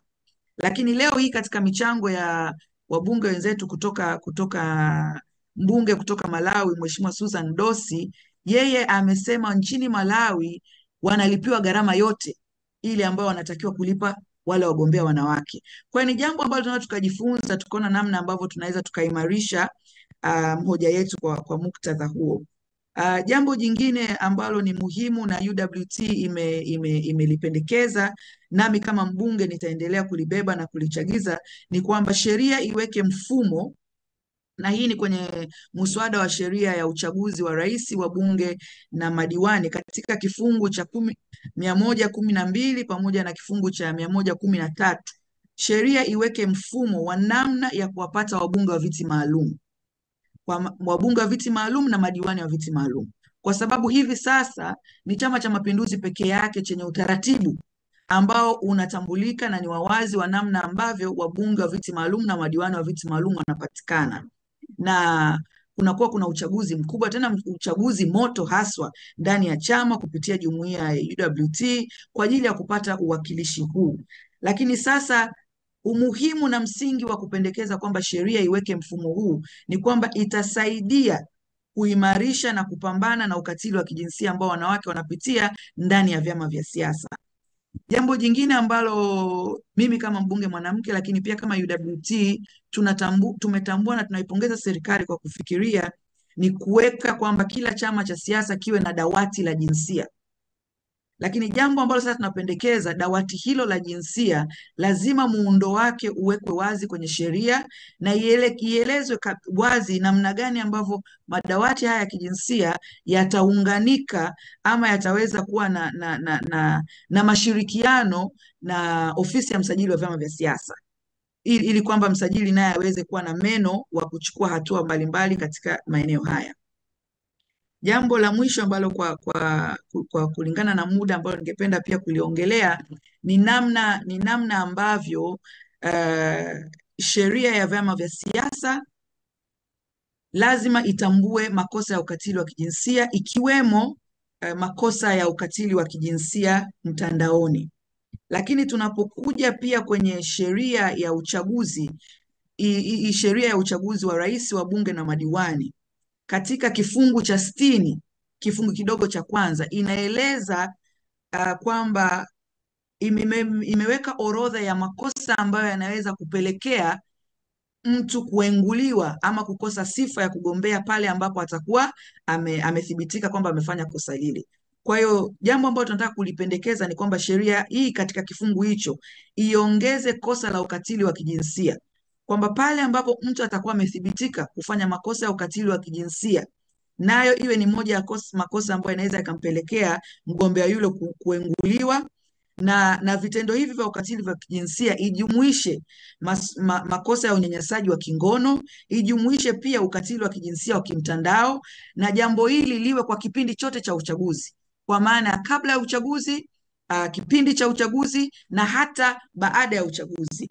Na tunaweza pia tukajifunza kutoka kwa mbunge huyu Mia Petra ambaye ni mbunge wa bunge la Ulaya, lakini ametupa pia uzoefu nchini Finland, na ametueleza pia hata ndani ya bunge la Ulaya wako katika mchakato wa kutunga sheria ambayo itaangazia kwa ukaribu zaidi swala la ukatili wa kijinsia mtandaoni, hususan kwa wanawake katika siasa. Kwa madam na sisi tumepata fursa hii, nadhani itakuwa ni jambo muhimu na jema la kufanya, na kwa msingi huo mzima tutaweza kuimarisha ushiriki wa wanawake katika siasa, tutaweza kuimarisha usawa wa kijinsia katika siasa, na kwa kufanya hivi tutaweza kuchangia katika kutekeleza moja ya mambo ambayo Mheshimiwa Rais Dr. Samia Suluhu Hassan aliyasema katika mkutano wake wa kwanza alivyohutubia kwenye UN General Assembly kule New York. Ilikuwa ni Septemba 2021, na nikijaribu kumnukuu alisema kwamba katika mambo ambayo ana uzito mkubwa katika mabega yake, yani uzito mkubwa amebeba katika hii nafasi yake ya kuwa rais wa kwanza mwanamke Tanzania, ni namna ambavyo ataweza kuchangia kuimarisha na kuongeza idadi ya uwakilishi wa wanawake katika siasa na katika uongozi. Kwa hiyo kwa kuhakikisha tunaweka misingi ambayo itapelekea usawa wa kijinsia katika miswada hii, moja kwa moja itamaanisha itakuwa tunaimarisha na tunachangia kutekeleza moja ya maono yake. Na hata katika kikosi kazi alikuwa anasisitiza mara kwa mara swala la usawa wa kijinsia lisisaulike. Kwa hiyo kwa muktadha huo, mimi nina imani kubwa kwamba wadau pamoja na wadau mbalimbali wataona tija ya umuhimu wa kuimarisha jambo zima la usawa wa kijinsia katika siasa, lakini kubwa zaidi hata ndani ya bunge tunaamini kwamba tutaungwa mkono na wabunge wenzetu wanaume ambao hata mpaka hivi sasa wamekuwa na mchango mkubwa sana na wamekuwa wakishiriki mijadala mbalimbali hata ndani ya bunge, hata katika semina mbalimbali ambazo tunaziandaa katika kuona namna ya kuimarisha usawa wa kijinsia kwa wanawake ndani ya siasa. Kwa hiyo nami nichukue fursa hii kuwashukuru sana wabunge wenzetu wanaume kwa namna ambavyo wanatuunga mkono katika ajenda hii, na naamini pale ambapo miswada hii italetwa bungeni katika mijadala, basi tutakuwa na mijadala yenye tija. Na kwa kuhitimisha, napenda pia kutambua namna ambavyo tumekuwa na spika wetu Mheshimiwa Dr. Tulia Ackson chini ya katika kipindi hichi cha Mheshimiwa Rais Dr. Samia Suluhu Hassan, ambaye spika wetu amekwenda kuwa rais wa Umoja wa Mabunge Duniani, jambo ambalo linaendelea kudhihirisha namna ambavyo wanawake katika uongozi tunaweza. Na nisisitize, tunavyosema tunahitaji usawa wa kijinsia katika siasa, sio kwamba tunaomba kupendelewa au kuomba favor. Tunahitaji wanawake wapewe fursa ya kushindana na ile fursa isinyimwe kabla ya kuingia kwenye ulingo wa kushindana. Baada ya kusema hayo, na kushukuru sana na naendelea kumpongeza sana Mheshimiwa Rais Dr. Samia Suluhu Hassan kwa jitihada zake za kuimarisha demokrasia, kuziishi na kuzitekeleza kwa vitendo zile R4. Asante sana. Nakushukuru sana Mheshimiwa Neema Rugangira, mbunge viti maalum, kwa mchango wako huo ambao umeuweka pia kwa muktadha wa chama chako cha siasa kama sehemu ya maoni katika maboresho kwenye miswada ili sheria basi kuzitumika vizuri. Asante sana. Ninaye Goodluck Ngingo kama mzungumzaji, lakini nilikuwa pia natarajia kuwa na mama yetu Balozi Dr. Gertrude Mongella. Sina uhakika kama tunaye miongoni mwetu au amepata huduma, lakini alikuwepo pale mwanzoni wakati tunaanza. Dr. Gertrude Mongella, Mheshimiwa Balozi, upo? Naona ametoka. Kama atakuwepo tutamsikia. Kwa hivyo labda tumsikie sasa Bwana Goodluck Ngingo. Huyu ni mbobezi kabisa, mchambuzi wa masuala ya siasa, ambaye naye anaweza kutupa mtazamo mwingine tofauti katika swala zima la miswada hii ya sheria, lakini pia sambamba na falsafa ya 4R. Mabadiliko haya ya sheria yana maana gani sambamba na falsafa ya serikali tulionao sasa ambayo ina zile 4R? Bwana Ngingo, karibu kwa ajili ya kutoa maoni yako. Asante sana moderator ndugu yangu Makundi kwa kunipa nafasi na fursa hii tena ya kuweza kuchangia katika mjadala huu, hasa katika dhana nzima ya mabadiliko ya tume ya uchaguzi, sheria ya tume ya uchaguzi, lakini kwa namna gani inaakisi utekelezaji wa falsafa ya 4R ya Mheshimiwa Rais Samia Suluhu Hassan.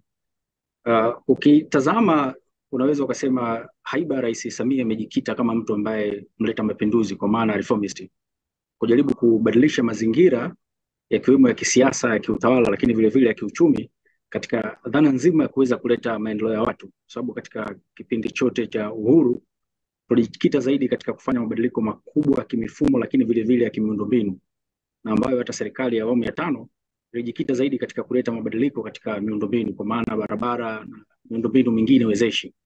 Lakini ukitazama serikali ya awamu ya 6 imejikita zaidi katika kuleta mabadiliko ya watu, kwamba miundombinu na vitu vingine ambavyo vimeweza kuwepo basi viweze kunufaisha watu. Na mojawapo ya mambo ya msingi ambayo yanahitajika katika kuleta maendeleo ya watu ni kuwa na uongozi bora na siasa safi. Na uongozi bora na siasa safi zinatokana na kuwa na chaguzi ambazo zinaweza kutoa kweli watu ambao ni wawakilishi wa watu, kwa maana watu ambao wataidhinishwa na kuchaguliwa na watu kuweza kuwakilisha watu katika masuala ya msingi. Na ukitazama Rais Samia wakati anakuja na falsafa yake ya 4R, wakati tukitimiza miaka 30 ya mfumo wa vyama vingi vya siasa, alizungumza mojawapo ya mabadiliko anayotaka kufanya ni ya kwamba watu waweze kuwa na fursa sawa katika mifumo ya sheria, lakini vile vile kuwa na usawa wa kiuchumi, usawa wa kisiasa, lakini vile vile kuwepo na usawa katika mifumo ya chaguzi ambayo inaweza kuwapa watu madaraka.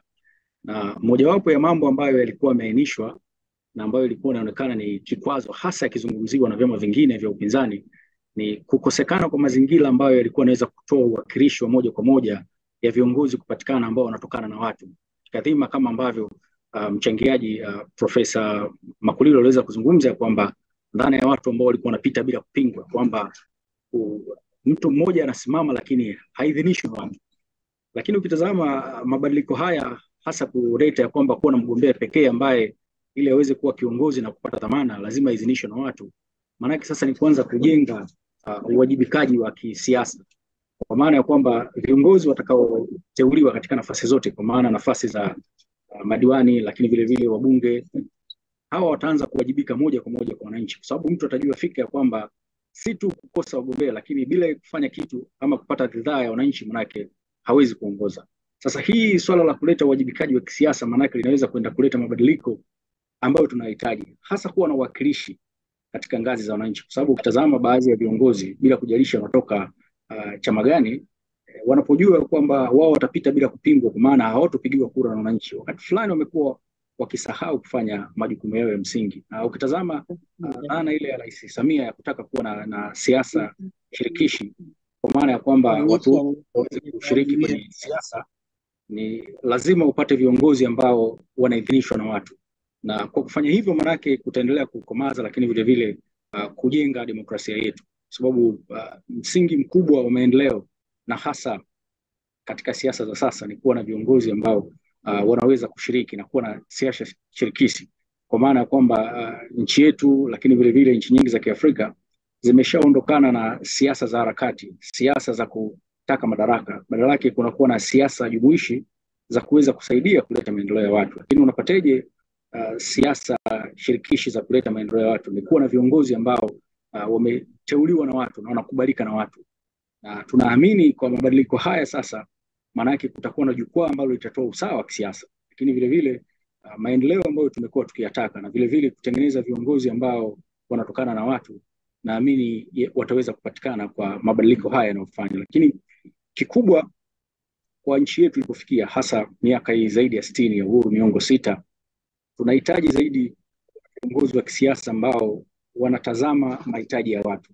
Lakini hawa ambao wanatazama mahitaji ya watu watapatikanaje? Watapatikana kwa mfumo huu sasa ambao unawekwa, kwa sababu kuna baadhi ya watu walikuwa wako miaka yote kwenye siasa, kwenye uongozi, lakini walikuwa hawajibiki kwa sababu walikuwa wanajua kwamba wao watapita tu, hasa akiona kwamba hakuna wagombea wengine basi ataidhinishwa. Lakini kwa sasa ataona kwamba yeye anawajibika kwa watu, na hata ile dhana ambayo iko kwenye katiba yetu ya Jamhuri ya Muungano wa Tanzania ambayo inasema madaraka na mamlaka ya kuongoza yatatokana na watu na viongozi na wakilishi wa watu, maana ni dhana ambayo sasa tutaishi katika uhalisia wake, sababu ya kwamba hakutakuwa na kiongozi ambaye labda tu atatokana kwamba alijaza fomu ya uchaguzi basi akapata dhamana ya kuongoza, maana lazima akubaliwe na watu. Na hii sasa itakuwa ni jambo ambalo litatusaidia pia katika kuweza kuleta maendeleo, lakini vile vile utakuwa na maendeleo shirikishi, kwa maana kwamba viongozi watakuwa na ile sasa dhima kama ambayo alionayo Mheshimiwa Rais, kuona kwamba wao wanabeba dhamana ya kuweza kuwaletea wananchi maendeleo na hasa kutafuta suluhu za kuweza kutatua matatizo ya wananchi, badala ya kuwepo na mtazamo ambao wanaamini ya kwamba anapokuja kiongozi mkubwa wa nchi, aidha rais mwenyewe ama makamu wa rais ama waziri mkuu, ndio ana dhamana ya kutatua matatizo ya wananchi ambayo kimsingi yangeweza kutatuliwa. Lakini kikubwa itarudisha vile vile ule msingi mkubwa hasa katika ngazi za madiwani ambao ni sehemu muhimu sana katika utawala wa nchi, katika namna ya kuweza kusaidia kutawala, kwa sababu kumbuka katika mfumo wetu tulionao na katiba umetoa madaraka kamili kwenye serikali za mitaa, kwamba wananchi wengi ambao sehemu kubwa wa Tanzania maisha yao kila siku, mipango ya maendeleo, lakini mambo mengi yanategemeana zaidi na serikali za mitaa, kwa maana ya kwamba mabaraza madiwani na madiwani wenyewe kwa swala zima la kusimamia maendeleo, lakini vile vile kupitisha mipango ya maendeleo na vile vile kusimamia rasilimali ambazo zinapelekwa na serikali kuu kwenye maendeleo. Na ukitazama mojawapo ya changamoto kubwa ilikuwa wakati fulani ni usimamizi usioridhisha wa rasilimali za serikali, hasa kwenye ngazi serikali za mitaa. Lakini kwa nini? Kwa sababu baadhi ya wakilishi ambao wananchi ambao ni madiwani kutothamini ama kutojua wajibu wao, na hasa kuona kwamba kama kuna nafasi ya kuweza kupita bila kupingwa basi hawajibiki kwa wananchi. Lakini unaona kabisa inatengeneza wajibu na swala zima la uwajibikaji. ambalo tunaamini litaweza kuchochea maendeleo katika sehemu kubwa. Lakini vile vile mabadiliko haya ya sheria yanatuweka katika nafasi nzuri sasa ya kuweza kusimamia mipango yetu kama taifa kwa pamoja, kwa sababu tukishakuwa na siasa shirikishi ambazo zinaleta wajibu wa viongozi, maanake wote jukumu letu litakuwa ni moja, kuwaletea wananchi maendeleo. Na dhana ya kufanya siasa zile ambazo sio za staa ama siasa za harakati, tunaamini zitaondoka, kwa sababu mtu atajua kwamba atapimwa na wananchi kwa namna gani anaakisi matakwa na dhamira za wananchi katika swala zima la kutatua shida zao za msingi, lakini kubwa katika kuweza kusaidia katika kuweza kuwaletea maendeleo. Kwa hii inatengeneza uwajibikaji mkubwa katika siasa, lakini vile vile inatengeneza sasa jukwaa zuri. Lakini kikubwa, unaona Rais Samia anakamilisha sasa mambo ambayo pia alianzishwa na chama chake cha Mapinduzi, hasa kufanya mabadiliko ya sera ili aweze kuendana na dunia sasa, kwa sababu dunia imebadilika katika mfumo wa kiuchumi. Na hata ukitazama mataifa makubwa siku hizi yanaangalia kwamba wewe unaweza kunufaisha nini, na tumeondoka katika siasa ambazo tulikuwa tunasema tuna marafiki wa kihistoria, kwamba urafiki unaweza kubaki hata kama hauna faida na nyinyi. Na ukitazama mabadiliko haya yanaweza kutusaidia kuweza kufika pale. Lakini kikubwa, swala zingine ambalo aliweza kuzungumzia Mheshimiwa Rais, swala la uvumilivu. Maana tunaamini katika mabadiliko ya sheria sasa tutakuwa na chaguzi ambazo zitakuwa na amani, na chaguzi ambazo zitafanyika katika dhana ya kistaarabu, kwa sababu imeonyesha uwajibikaji. Lakini vile vile sheria hizi zinazungumzia baadhi ya mambo ambayo wakati fulani baadhi ya vyama ama baadhi ya wagombea na washiriki walikuwa naamini baadhi ya vipengele vya sheria vilikuwa vinawanyima haki, na ambao nilikuwa chanzo wakati fulani kuwa na siasa ambazo sio stahimilivu, siasa ambazo zinachochea machafuko wakati wa uchaguzi.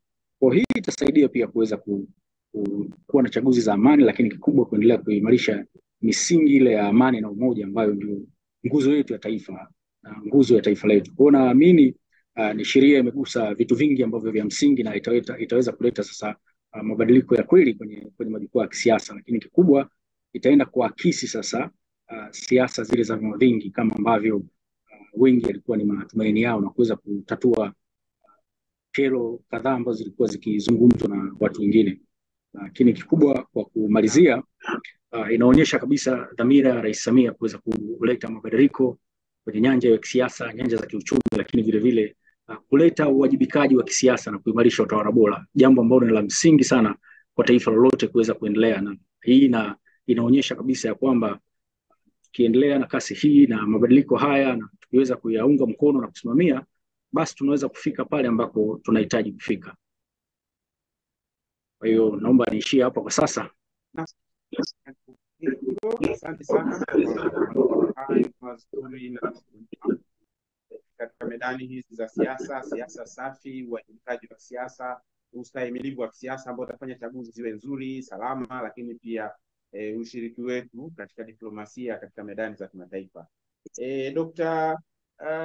Gertrude Mongella, Mheshimiwa Balozi, wewe ni mwanadiplomasia lakini pia mwanasiasa mbobezi wa kipindi kirefu. Umetumika, lakini pia una uzoefu mkubwa. Umekuwa na kiu kubwa sana ya kuwa ni usawa, na nadhani hiyo ilikuwa ni sehemu ya harakati zako kwa kipindi kirefu. Sasa tunaona namna ambavyo tuna kiongozi mwanamke, lakini pia tunaona mambo anayoyafanya, ikiwa ni pamoja na miswada hii ambayo iko mbele yetu. Tupe uzoefu wako na nini maoni yako sambamba na haya yanayotokea. Toka mwaka jana Novemba miswada iliwasilishwa bungeni na sasa iko kwenye hatua za mwisho kuweza kupitishwa kuwa sheria. Haya ni mambo ya kihistoria kabisa. Tunaomba tupate maoni na uzoefu wako Dr. Balozi Gertrude Mongella. Naomba ufungue kipaza sauti.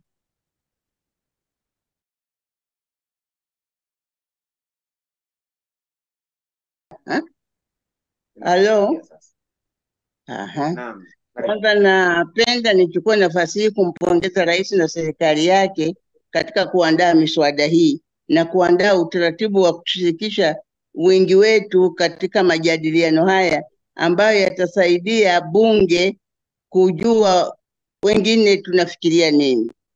Moja ambayo nataka niangalie kuhusu ushirikishwaji wa wanawake ni kwamba tulipokuwa tunazungumza katika mikutano ya kimataifa tulifika mahali tukasema, je, kiongozi anafaa tu awe mwanamke, tumuweke kwa sababu ni mwanamke katika uongozi wa aina yoyote, au tufanyeje?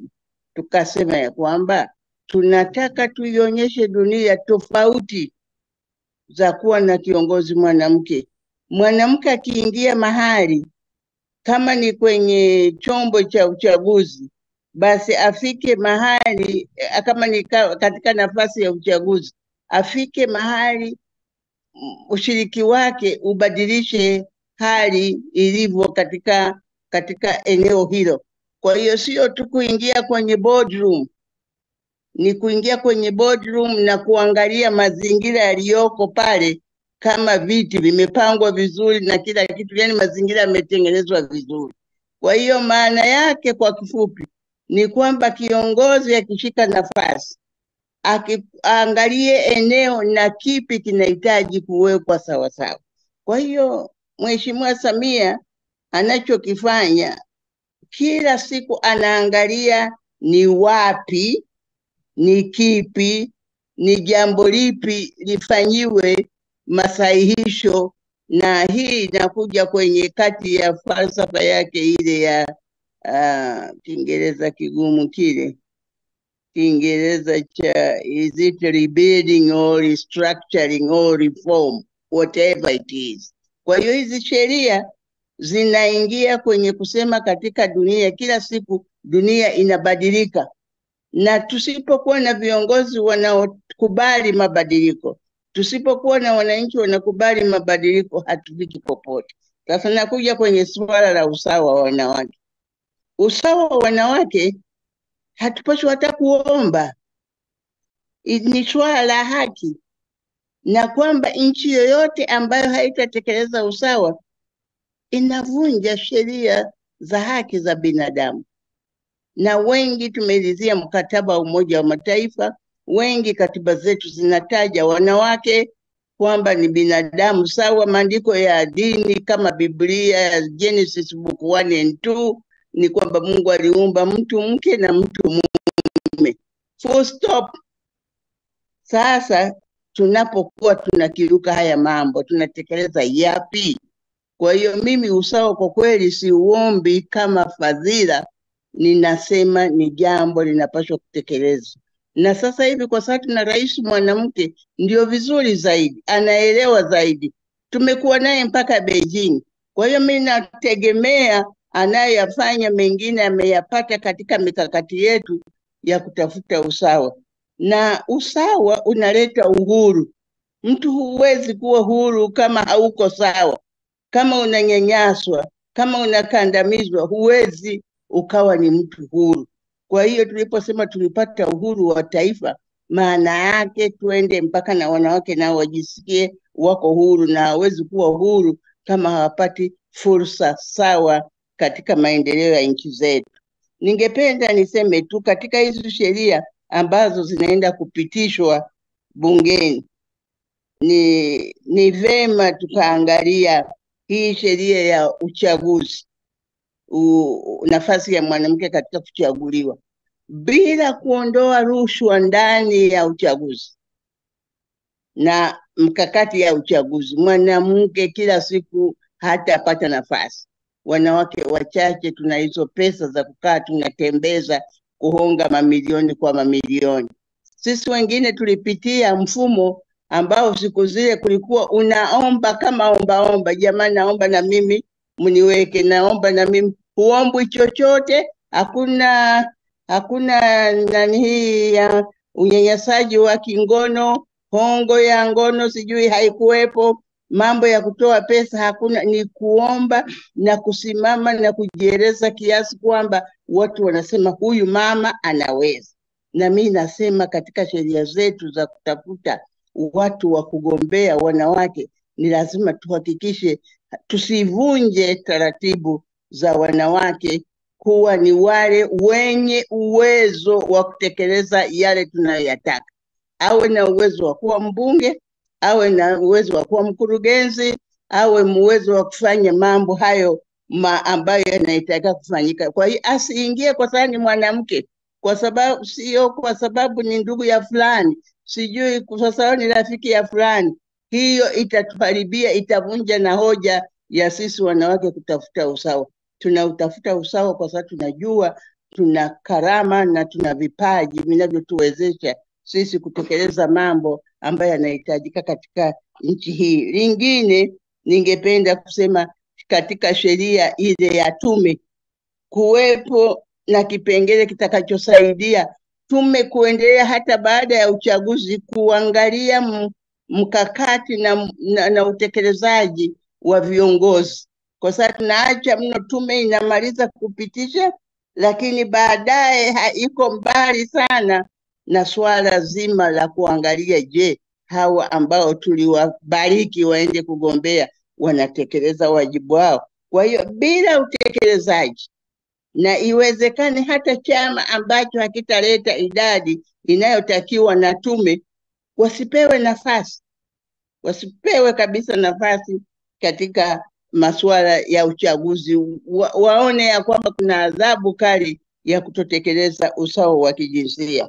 Na kuna swala lingine ambalo ningependa niliseme ya kwamba katika tunu zetu za amani na umoja, amani na umoja wa mataifa yetu utakuwa imara kama itakuwa ni amani na umoja wa watu wake. Watu wake ikiwa wanawake na ikiwa wanaume. Wakisha kuwa wote wana amani kwa pamoja, kazi zinaenda vizuri. Katika swala lingine la utashi wa kisiasa, ningependa isiwe utashi wa kisiasa ngazi ya juu tu. Rais ameshaonyesha utashi wake wa kisiasa, lakini ngazi jinsi unavyoteremka chini kuna utashi wa kisiasa.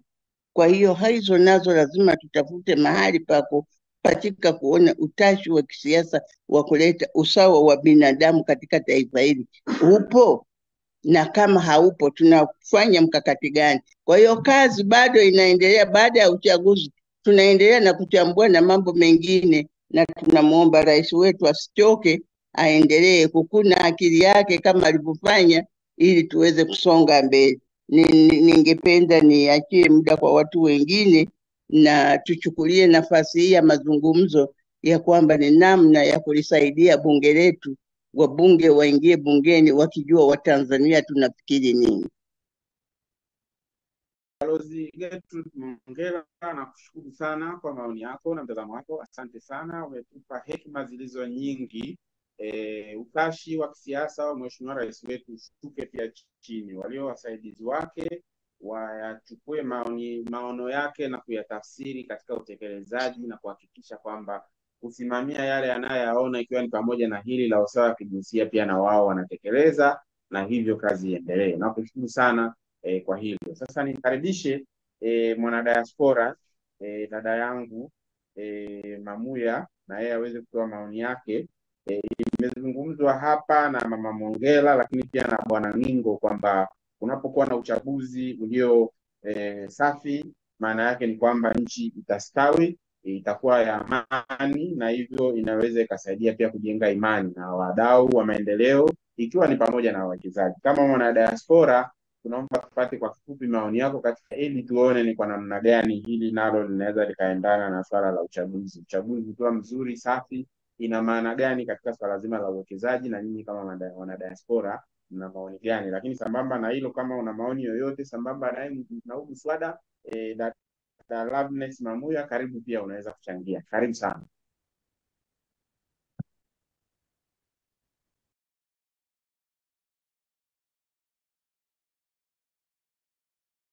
Naona hatunaye, alishatoka Dada Loveness Mamuya, alikuwepo pale mwanzoni, labda kwa sababu mjadala umekuwa kidogo mrefu. Basi naweza nikapokea mkono mmoja au miwili ya watu wanaweza kuuliza maswali au maoni, alafu baadaye nitamkaribisha Profesa Makulilo kama kujaribu kufanya hitimisho la mjadala kwa namna ambavyo wameona ukiendelea. Yeyote ambaye ana swali au maoni anaweza kunyosha mkono, nitamkaribisha aweze kuuliza, alafu baadaye baada ya mikono miwili nitamkaribisha Mamuya. Karibu yoyote mshiriki.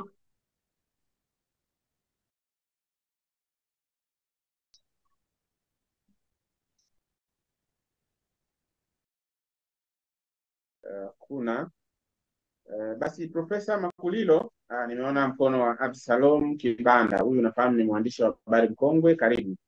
Alafu na Dr. Temba, iko miwili na hiyo miwili itatosha. Tuanze na Kibanda. Asante sana host kwa kweli nimesikiliza mjadala, nadhani nasikika. Kwa kweli nashukuru sana waandaaji, mjadala ulikuwa ni wa kina na kwa kweli zaidi muhimu kuliko vyote katika hili, kwa maana kuweka rekodi sawa sawa. Na wapongeza sana kwa namna mlivyochagua washiriki na kuleta balancing kubwa ya hoja na uwakilishi mpana sana, kwa maana ya sampling kitaalam. Kwa kweli kama kweli viongozi wetu na wabunge watasikiliza hii, au hata kama mtafanya mkakati wa kuwafikishia wasikie maoni ya Watanzania kama alivyomaliza mama yetu mpendwa Gertrude Mongella, itasaidia. Mimi swali langu ni moja. Nimemsikia Neema Lugha-Kingila na nimemsikia na ndugu yangu wakili wa kujitegemea Ngongolwa. Na kweli nikiwa vile vile mmoja wa watu ambao nakubaliana na dhamira njema ya rais wetu katika 4R zake. Kumekuwa na hoja kwamba ile maoni ambayo yalitolewa na mapendekezo yalitolewa na ile kamati ya mama ya vyama si kwamba ni 90%, kwa sababu yako baadhi ya mambo wanasema hayakuzingatiwa na ilikuwa ni maoni ya msingi. Sasa bahati mbaya katika mjadala huu sijasikia, kwa sababu nilishiriki mjadala mwingine wa TLS na walikuwepo baadhi ya watu walikuwa ni wajumbe, yako mambo ambayo walifikiri yalipaswa kuingizwa pia katika kwa ile rejea ya kile kikosi kazi kilichoundwa na Mheshimiwa Rais mwenyewe, kwamba pengine katika kuandaa hii timu ya mswada kuna baadhi ya mapendekezo walikuwa wameacha kando. Sasa sijui hili limekaaje, na hilo ndio kwangu ambalo nilikuwa nalisema. Na kwa kweli ukiacha hilo, nimependa zaidi wanawake. Nimeona pengine sababu tunaye katibu wetu na mama yetu Mongella na Lugha-Kingila wameweka mustakabali mkubwa na mwema sana wa kuangalia usawa wa kijinsia na hasa nafasi ya mwanamke. Na rejea ya mama Mongella nadhani ni darasa kubwa kwa vijana wote, si wanawake tu, kujua kwamba rushwa ni tatizo ambalo linatuondoa katika mustakabali, hata kama tutakuwa na sheria njema kiasi gani. Maana mama Mongella amesema kama kiongozi mstaafu, lakini amesema kwa uangalifu.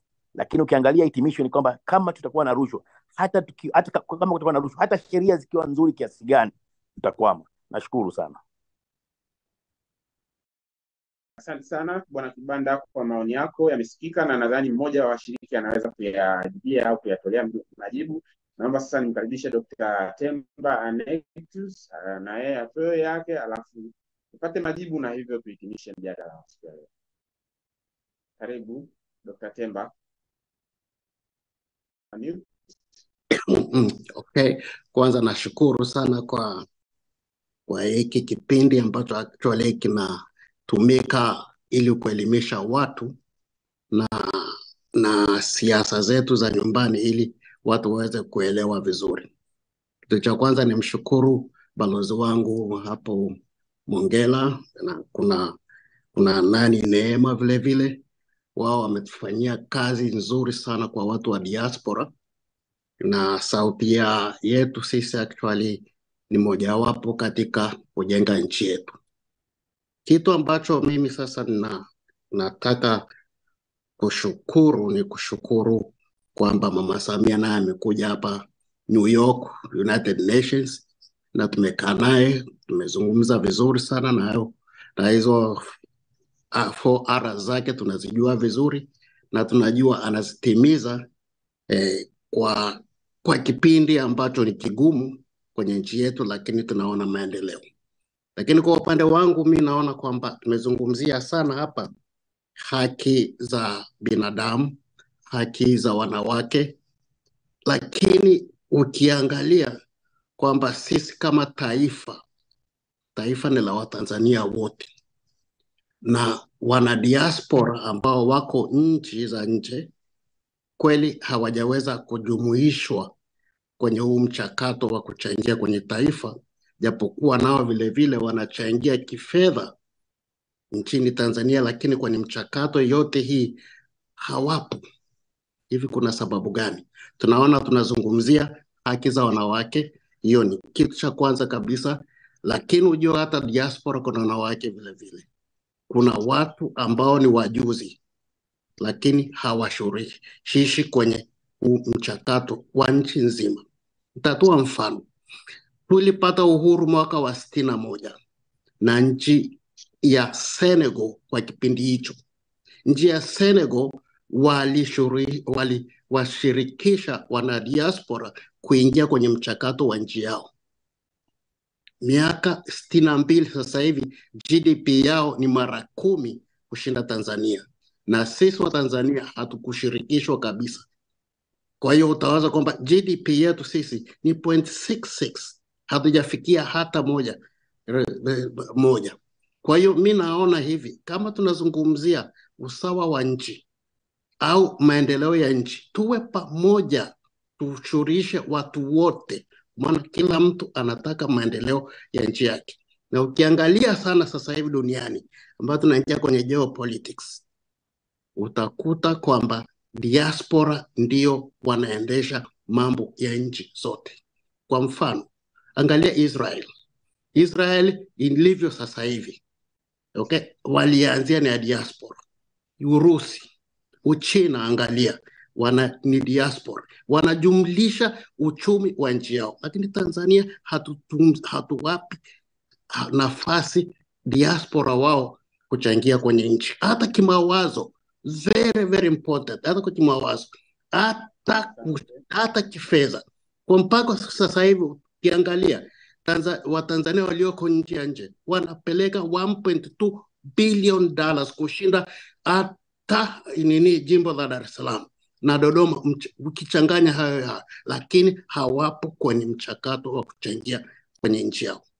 Kwa mimi naomba sasa hivi kama tunakuja sasa hivi kwenye kuzungumzia hao, tuingizwe kwenye system ili tuweze kuchangia kwenye mambo ya maendeleo ya nchi. Na nashukuru Mama Samia amekuja na ameweka kwenye ilani ya CCM page 133 kwamba diaspora nao wataingizwa kwenye system ili waweze kuchangia kwa njia kwa maendeleo ya nchi. Ndio mimi siwezi kuzungumza zaidi, mambo mengi yamezungumzwa hapo na kila mtu naona hapa anataka sheria zibadilike.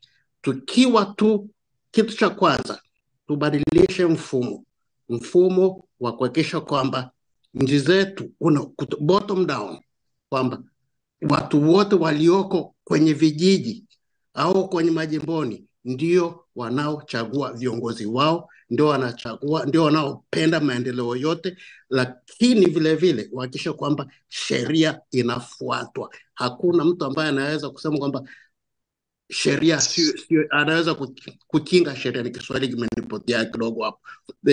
Hakuna mtu ambaye anaweza kusema kwamba ni mkubwa kushinda sheria. Sasa kama tunafuata sheria tutakuwa safi sana. Kwa sababu gani? System yetu tulionayo sasa hivi ni nzuri. Asanteni sana, lakini naomba tuangalie watu wa diaspora tuweze kuingia kwenye mchakato wa nchi yetu. Dr. Temba, mchakato kwa muktadha wa sheria tunazozizungumza unamaanisha diaspora kutoa maoni kwenye miswada yawe sheria, au pia wana diaspora kupata nafasi za uwakilishi kama wagombea? Labda ungefafanua kidogo hapo, hoja yako kubwa ni ipi katika swala la ushiriki wa diaspora? Well, ushiriki wa diaspora ni kama tunasema wanawake nao wanashiriki kwenye sehemu zote za mchakato wa nchi. Kwa hiyo kama kuna mambo ambayo yanaruhusu watu kukaa pamoja na kutatua matatizo ya nchi, nao vile vile diaspora waingizwe kwenye huo mchakato. Popote pale lazima wapewe vile ile nafasi, kwa sababu ni family, ni family moja. Ni Watanzania. Nashukuru sana. Nakushukuru sana kwa maoni yako. Nafikiri wameyasikia wadau na wahusika. Kama kuna ambaye anaweza kufafanua kidogo miongoni mwa wazungumzaji, au Profesa Makulilo au Mheshimiwa Neema Zangira, yoyote anaweza akasema lolote, lakini naamini kuna wadau ambao wamelibeba hili, na naamini pia rais wetu anaheshimu na kuthamini sana mchango wa wanadiaspora, na walioko chini yake watalibeba mawazo yako ili kuweza kuyafanyia kazi na kuhakikisha kwamba uwakilishi na ushiriki wa wanadiaspora katika michakato ya maendeleo kama ulivyosema unaimarika zaidi. Nakushukuru sana. Asante sana. Yeyote Mheshimiwa Neema Rugangira, karibu. Asante sana kakaangu, na Dr. Temba, shikamoo na heri ya mwaka mpya. Nashukuru kwa mchango wako mzuri. Mimi kwa haraka haraka nachoweza kusema, serikali ya awamu ya 6 chini ya Mheshimiwa Rais Dr. Samia Suluhu Hassan amejidhihirisha kwamba ni serikali ambayo inatambua na kuthamini diaspora, na hivi tunavyoongea, muda nadhani ni wa miezi michache nyuma imepita, ambapo Mheshimiwa Waziri wa Mambo ya Nje Mheshimiwa January Makamba alitoa statement ya kutuhakikishia kwamba ndani ya mwaka huu wa 2024 mchakato wa diaspora kupata hadhi maalum utakuwa umekamilika kwa maana ya special status. Kwa hiyo pale ambapo mchakato huo utakuwa umekamilika, ushirikishwaji kwa maana ya uwekezaji, kwa maana ya na maeneo mengine kwa kadiri ambavyo itakavyokuwa imewekwa na itakavyokuwa imeelekezwa na huo mchakato wa upatikanaji wa hadhi maalum, ina maana mengi kama sio yote ambayo ameyasema Dr. Temba yatakuwa yameshapatikana. Katika eneo la pili la ushirikishwaji, diaspora wanashirikishwa sana na wamekuwa wakialikwa katika majukwaa mbalimbali kutoa maoni, aidha kwa kupitia balozi au hata kupitia mijadala kama huu hapa. Ndio maana kwa siku ya leo yupo hapo mzee wangu Dr. Temba, na alikuwepo pia dada Loveness pia ambaye alikuwepo hapa online. Kwa hiyo mchakato wa ushirikishwaji upo, lakini mbele zaidi, nadhani wiki hii kama sio jana juzi au kitu kama hivyo, Wizara ya Mambo ya Nje ilikaribisha wadau kutoa maoni kwenye mchakato wa kuboresha na kufanyia mapitio sera ya mambo ya nje. Kwa hiyo bado nayo ni fursa ya kwa diaspora kuchangamkia fursa na kutoa maoni yayo. Mimi ambacho ni wasii diaspora ni kwamba pale ambapo serikali inakaribisha diaspora kutoa maoni au pia kujisajili, kwa mfano sasa hivi kuna Diaspora Digital Hub, kujisajili, basi wafanye hivyo ili waweze kutambulika zaidi. Kwa kumalizia, nikija kwenye hili eneo la kwa mfano kushiriki kwenye mchakato wa kugombea, swala la kugombea kama ni udiwani ama ni ubunge, hilo ni jambo ambalo liko mahususi kwa ajili ya Watanzania ambao yani mtu ni raia wa Tanzania, na hivyo ndivyo ilivyo hata kwa mataifa mengine. Kwa hiyo si jambo la Tanzania peke yake, lakini jambo ambalo la mataifa mwingine, kwamba sharti la kwanza ni lazima uwe Mtanzania. Baada ya kusema hayo, nashukuru sana kwa kunipa fursa hii ya kufafanua, na tupo pamoja na diaspora, tunawatambua, tunawathamini, na mimi binafsi nitaendelea kusemea hii ajenda kuhakikisha diaspora wanapata hadhi maalum kwa maana special status. Asante. Asante sana Mheshimiwa Neema Rugangira, mbunge. Nimkaribishe sasa Balozi Dr. Gertrude Mongella kama na neno la mwisho la hekima tufunge, alafu tutamalizia na Profesa Makulilo tuhitimishe. Kama kuna la kumjibu pia Bwana Kibanda au lolote, karibu sana mama yetu.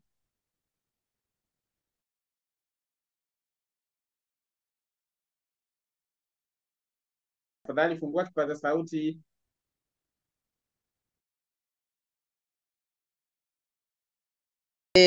Bwana Temba, heri ya mwaka mpya. Nataka niseme hivi, naomba ujifunze kuwa na kiherehere. Ukisikia nyumbani kuna jambo, usingoje kukaribishwa, ni nyumbani, kimbia haraka, tuma taarifa. Nyie vipi, mbona mmetusahau? Ni kama sisi wanawake tulivyo na kiherehere, tunasema tupo, mbona mnatusahau? Kwa hiyo ukiwa katika kundi maalum, kila mara uwe ni mtu wa kiherehere. Kwa hiyo mimi najua diaspora wana mengi ya kutusaidia.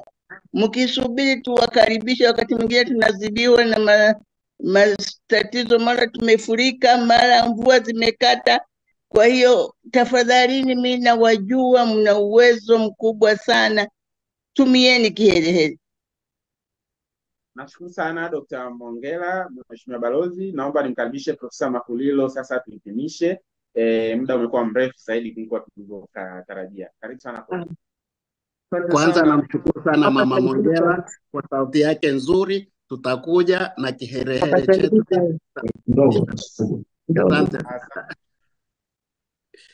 Asante sana ndugu Makundi. Nimefuatilia mjadala, lakini ninapenda niseme mambo yafuatayo kutoka pale nilipoanzia. Jambo la kwanza na la muhimu ni kwamba ni lazima tuelewe kwamba mchakato wa kidemokrasia si jambo la siku moja. Mchakato wa kidemokrasia ni mfumo wa maisha, ni jambo endelevu, na kwa namna moja ama nyingine linakuwa linaboreka kulingana na mahitaji ya wakati, linakuwa linaendelea kuboreka kulingana na mahitaji ya wadau. Kwa hiyo ni muhimu sana watu wafikirie na waamini kwamba hata hapa tulipo hatujafika tunapokwenda, ama si kwamba ndio tumeishia hapa. Hapana, ni kwa sababu siku zote jamii inaendelea kubadilika, mahitaji yanaendelea kubadilika, na kwa namna moja ama nyingine sheria, kanuni na taratibu zetu zitaendelea kubadilika siku hadi siku kukidhi haja hiyo. Lakini ambacho ni cha muhimu tena, ukifuatilia mjadala huu, washiriki wote tutakubaliana na kusema kwamba serikali ya awamu ya 6 hususan Mheshimiwa Rais Samia Suluhu Hassan amekuja na hizi 4Rs. Sasa hizi 4Rs watu nadhani kipindi fulani wanaziona ni kama mchezo na wanazitamka tu, lakini nadhani msingi wake hajaujua. Ukiangalia hizi 4Rs kuna vitu viwili ambavyo vikubwa vinasema. La kwanza ni admission, kwamba jamii yetu, mifumo yetu, michakato yetu ina kasoro, ina mapungufu hapa na pale. Kwa hiyo inapotokea kiongozi wa juu kabisa anaadmiti kwamba tuna kasoro hapa na pale, lakini anasema, ambao ni msingi wa pili, tusiache hizo kasoro zikakaa hivyo, ni lazima tufanye kitu fulani. Kwa hiyo tufanye maboresho. Ndio ile anapozungumza rebuilding, lakini anasema reconciliation. Ni lazima tufanye mambo yote kwa utulivu. Tukianza kufanya kwa vurugu na nini, hatutokwenda. Ni lazima watu wajenge hoja, tusikilizane katika hoja.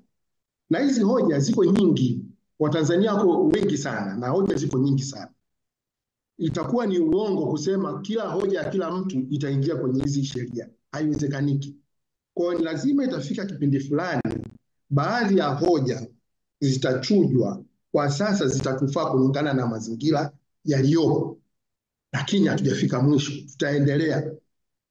Na maboresho ni mfumo wa maisha. Na jambo la tatu ambalo nataka niseme ni kwamba ni lazima pia tunapokuwa tunafanya maboresho haya tujiangalie. Nimefurahi sana waandaaji walivyoita watu wa Kenya, Malawi na Finland na sehemu nyingine. Ni vizuri sana kipindi fulani tuwe tunajilinganisha na watu wengine duniani wanafanya kitu gani. Kuna wengine ndugu zetu wa diaspora watatuambia pia hapa. Mimi nimefanya tafiti Kenya, Zambia, Malawi, Uganda na sehemu nyingine. Ninaweza nikakuhakikishia kwamba baadhi ya vitu ambavyo vimezungumzwa hapa tuko mbele sana. Ukiangalia kwa mfano, na nadhani hawajua diaspora especially na hususan Marekani unaweza katuambia. Ukiangalia nchini Marekani kwa lile swala ambalo Dr. Makundi ulizungumza la kupita bila kupingwa, katika hizo states 50 almost 38 zina sheria za kupita bila kupingwa kwa wabunge na wawakilishi, au wanaitwa maseneta na wawakilishi. Yaani akisha tangazwa tu, ni kama sasa hivi sheria zetu zilivyo, akisha sema kwamba wewe ndio umetangazwa, hakuna mpinzani, automatically anakuwa amechaguliwa. Mwaka 2016 ukiangalia kwa mfano katika jimbo la Florida, 44% ya masenators ambao walikuwa 40, 15 walipita bila kupingwa, ambao ni 40%. Ukiangalia kwa wawakilishi kati ya jumla ya wakilishi wote 120, 42 ambao almost sasa na 38% walipita bila kupingwa. Hiyo ndio nchi ya Marekani ambayo demokrasia yake ndio tunaiona kama iko juu zaidi. Leo hii sisi tunasema hapana, huyu mtu apigiwe kura. Na ukienda kuangalia wanazuoni wamekuwa kupigia kelele jambo hilo kwa miaka na miaka. Lakini ukiachilia tu hilo, hata katika hizi nchi ukiangalia uchaguzi unasimamiwa na nani? Unasimamiwa na local government authorities. Maana yake nini? Maana yake wenzetu wanapotuzidi ni sehemu moja tu, ni ile trust ya taasisi. Ni lazima tuziamini taasisi zetu.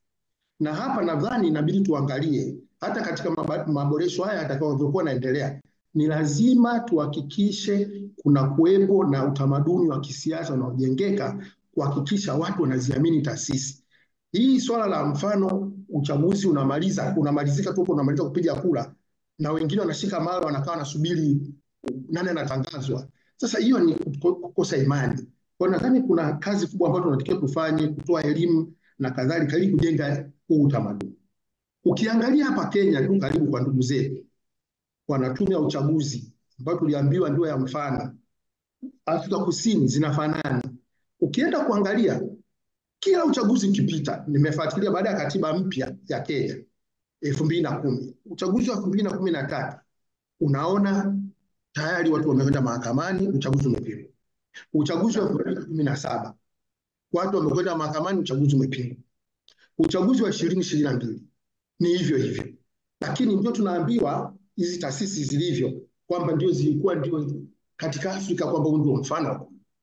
Kwa hiyo tunachotaka kusema hapa ni kitu gani? Ni lazima taasisi zozote zinaakisi taswira na mahitaji ya sehemu fulani. Huwezi kuchukua jambo ukaliweka kama lilivyo katika kila sehemu likafanya kazi kama kwa utaratibu ulivyo. Kwa upande wa wenzetu mtakubaliana na mimi kwamba wana tatizo kubwa sana la ukabila. Na hili lina reflect katika mambo mengi. Sasa ukienda kuangalia kwa mfano sisi Tanzania inawezekana tatizo letu ni jingine. Ukienda kuangalia Malawi ni lingine, Zambia ni lingine. Kwa hiyo mimi nilichokuwa nafikiri hapa cha msingi ni kuanza kuhakikisha taasisi zinaaminiwa, tunaendelea kufanya maboresho kama haya yanayoletwa hapa ili kuendelea kuzijenga taasisi kuwa imara na ziaminike na ziweze kufanya kazi kwa utaratibu ambao tumeufikia. Kwa hiyo mimi ninachoona kwamba miswada hii inatupeleka hatua nyingine. Kwa hiyo tusione kama tuko pale pale, tuone kama inatupeleka katika hatua nyingine na kwamba jambo hili litakuwa ni endelevu. Na mimi wito wangu ungekuwa tusio tunasubiri kabla mwaka mmoja, miaka miwili kabla uchaguzi ndio tufanye haya mambo, kwa sababu huu ni mfumo wa maisha. Pale ambapo kuna mahitaji, basi tukae kama jamii tuseme kuna kasoro kama forums zinavyosema, tujipange tuweze kuchukua hatua na kuweza kuboresha. Kwa hiyo maboresho ni mfumo wa maisha na lazima yaendelee. Cha msingi wote wa demokrasia tushiriki kikamilifu katika michakato hii, tutoe maoni yetu na yaweze kufanyiwa kazi. Asante sana. Asante sana Profesa. Kabla sijafunga kabisa, naomba nafasi fupi sana ya dakika moja ya upendeleo kwa mwanadiaspora Loveness, tupe neno tu fupi la kutusalimu kwa sababu tulikosa hapo awali. Naomba nikupe hii nafasi, lakini tumemaliza kabisa muda wetu. Ngoja tupate sauti. Asante, sijui kama unanisikia. Usikia vizuri kabisa. Nilipata tatizo kidogo la mtandao.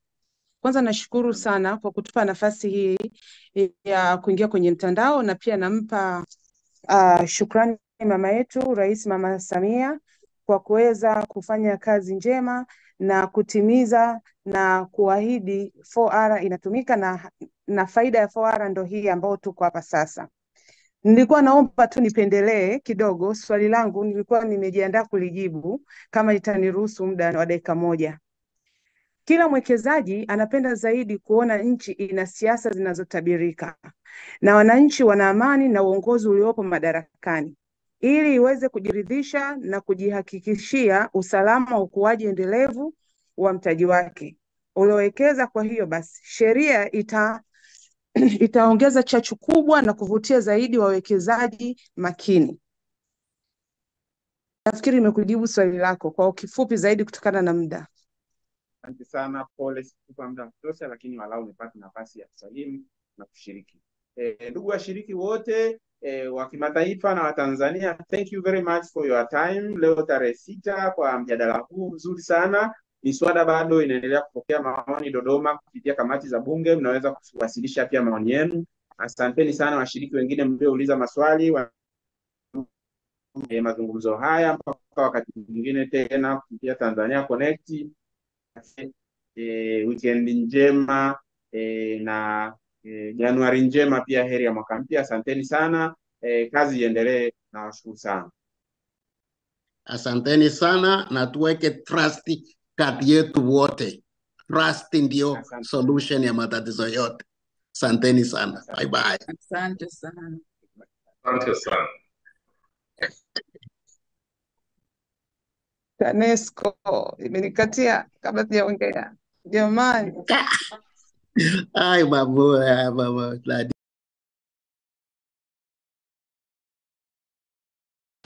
First thing first, we woke up today with a tweet from the president mentioning you about some warnings you had given him about the corruption that is allegedly in the judiciary.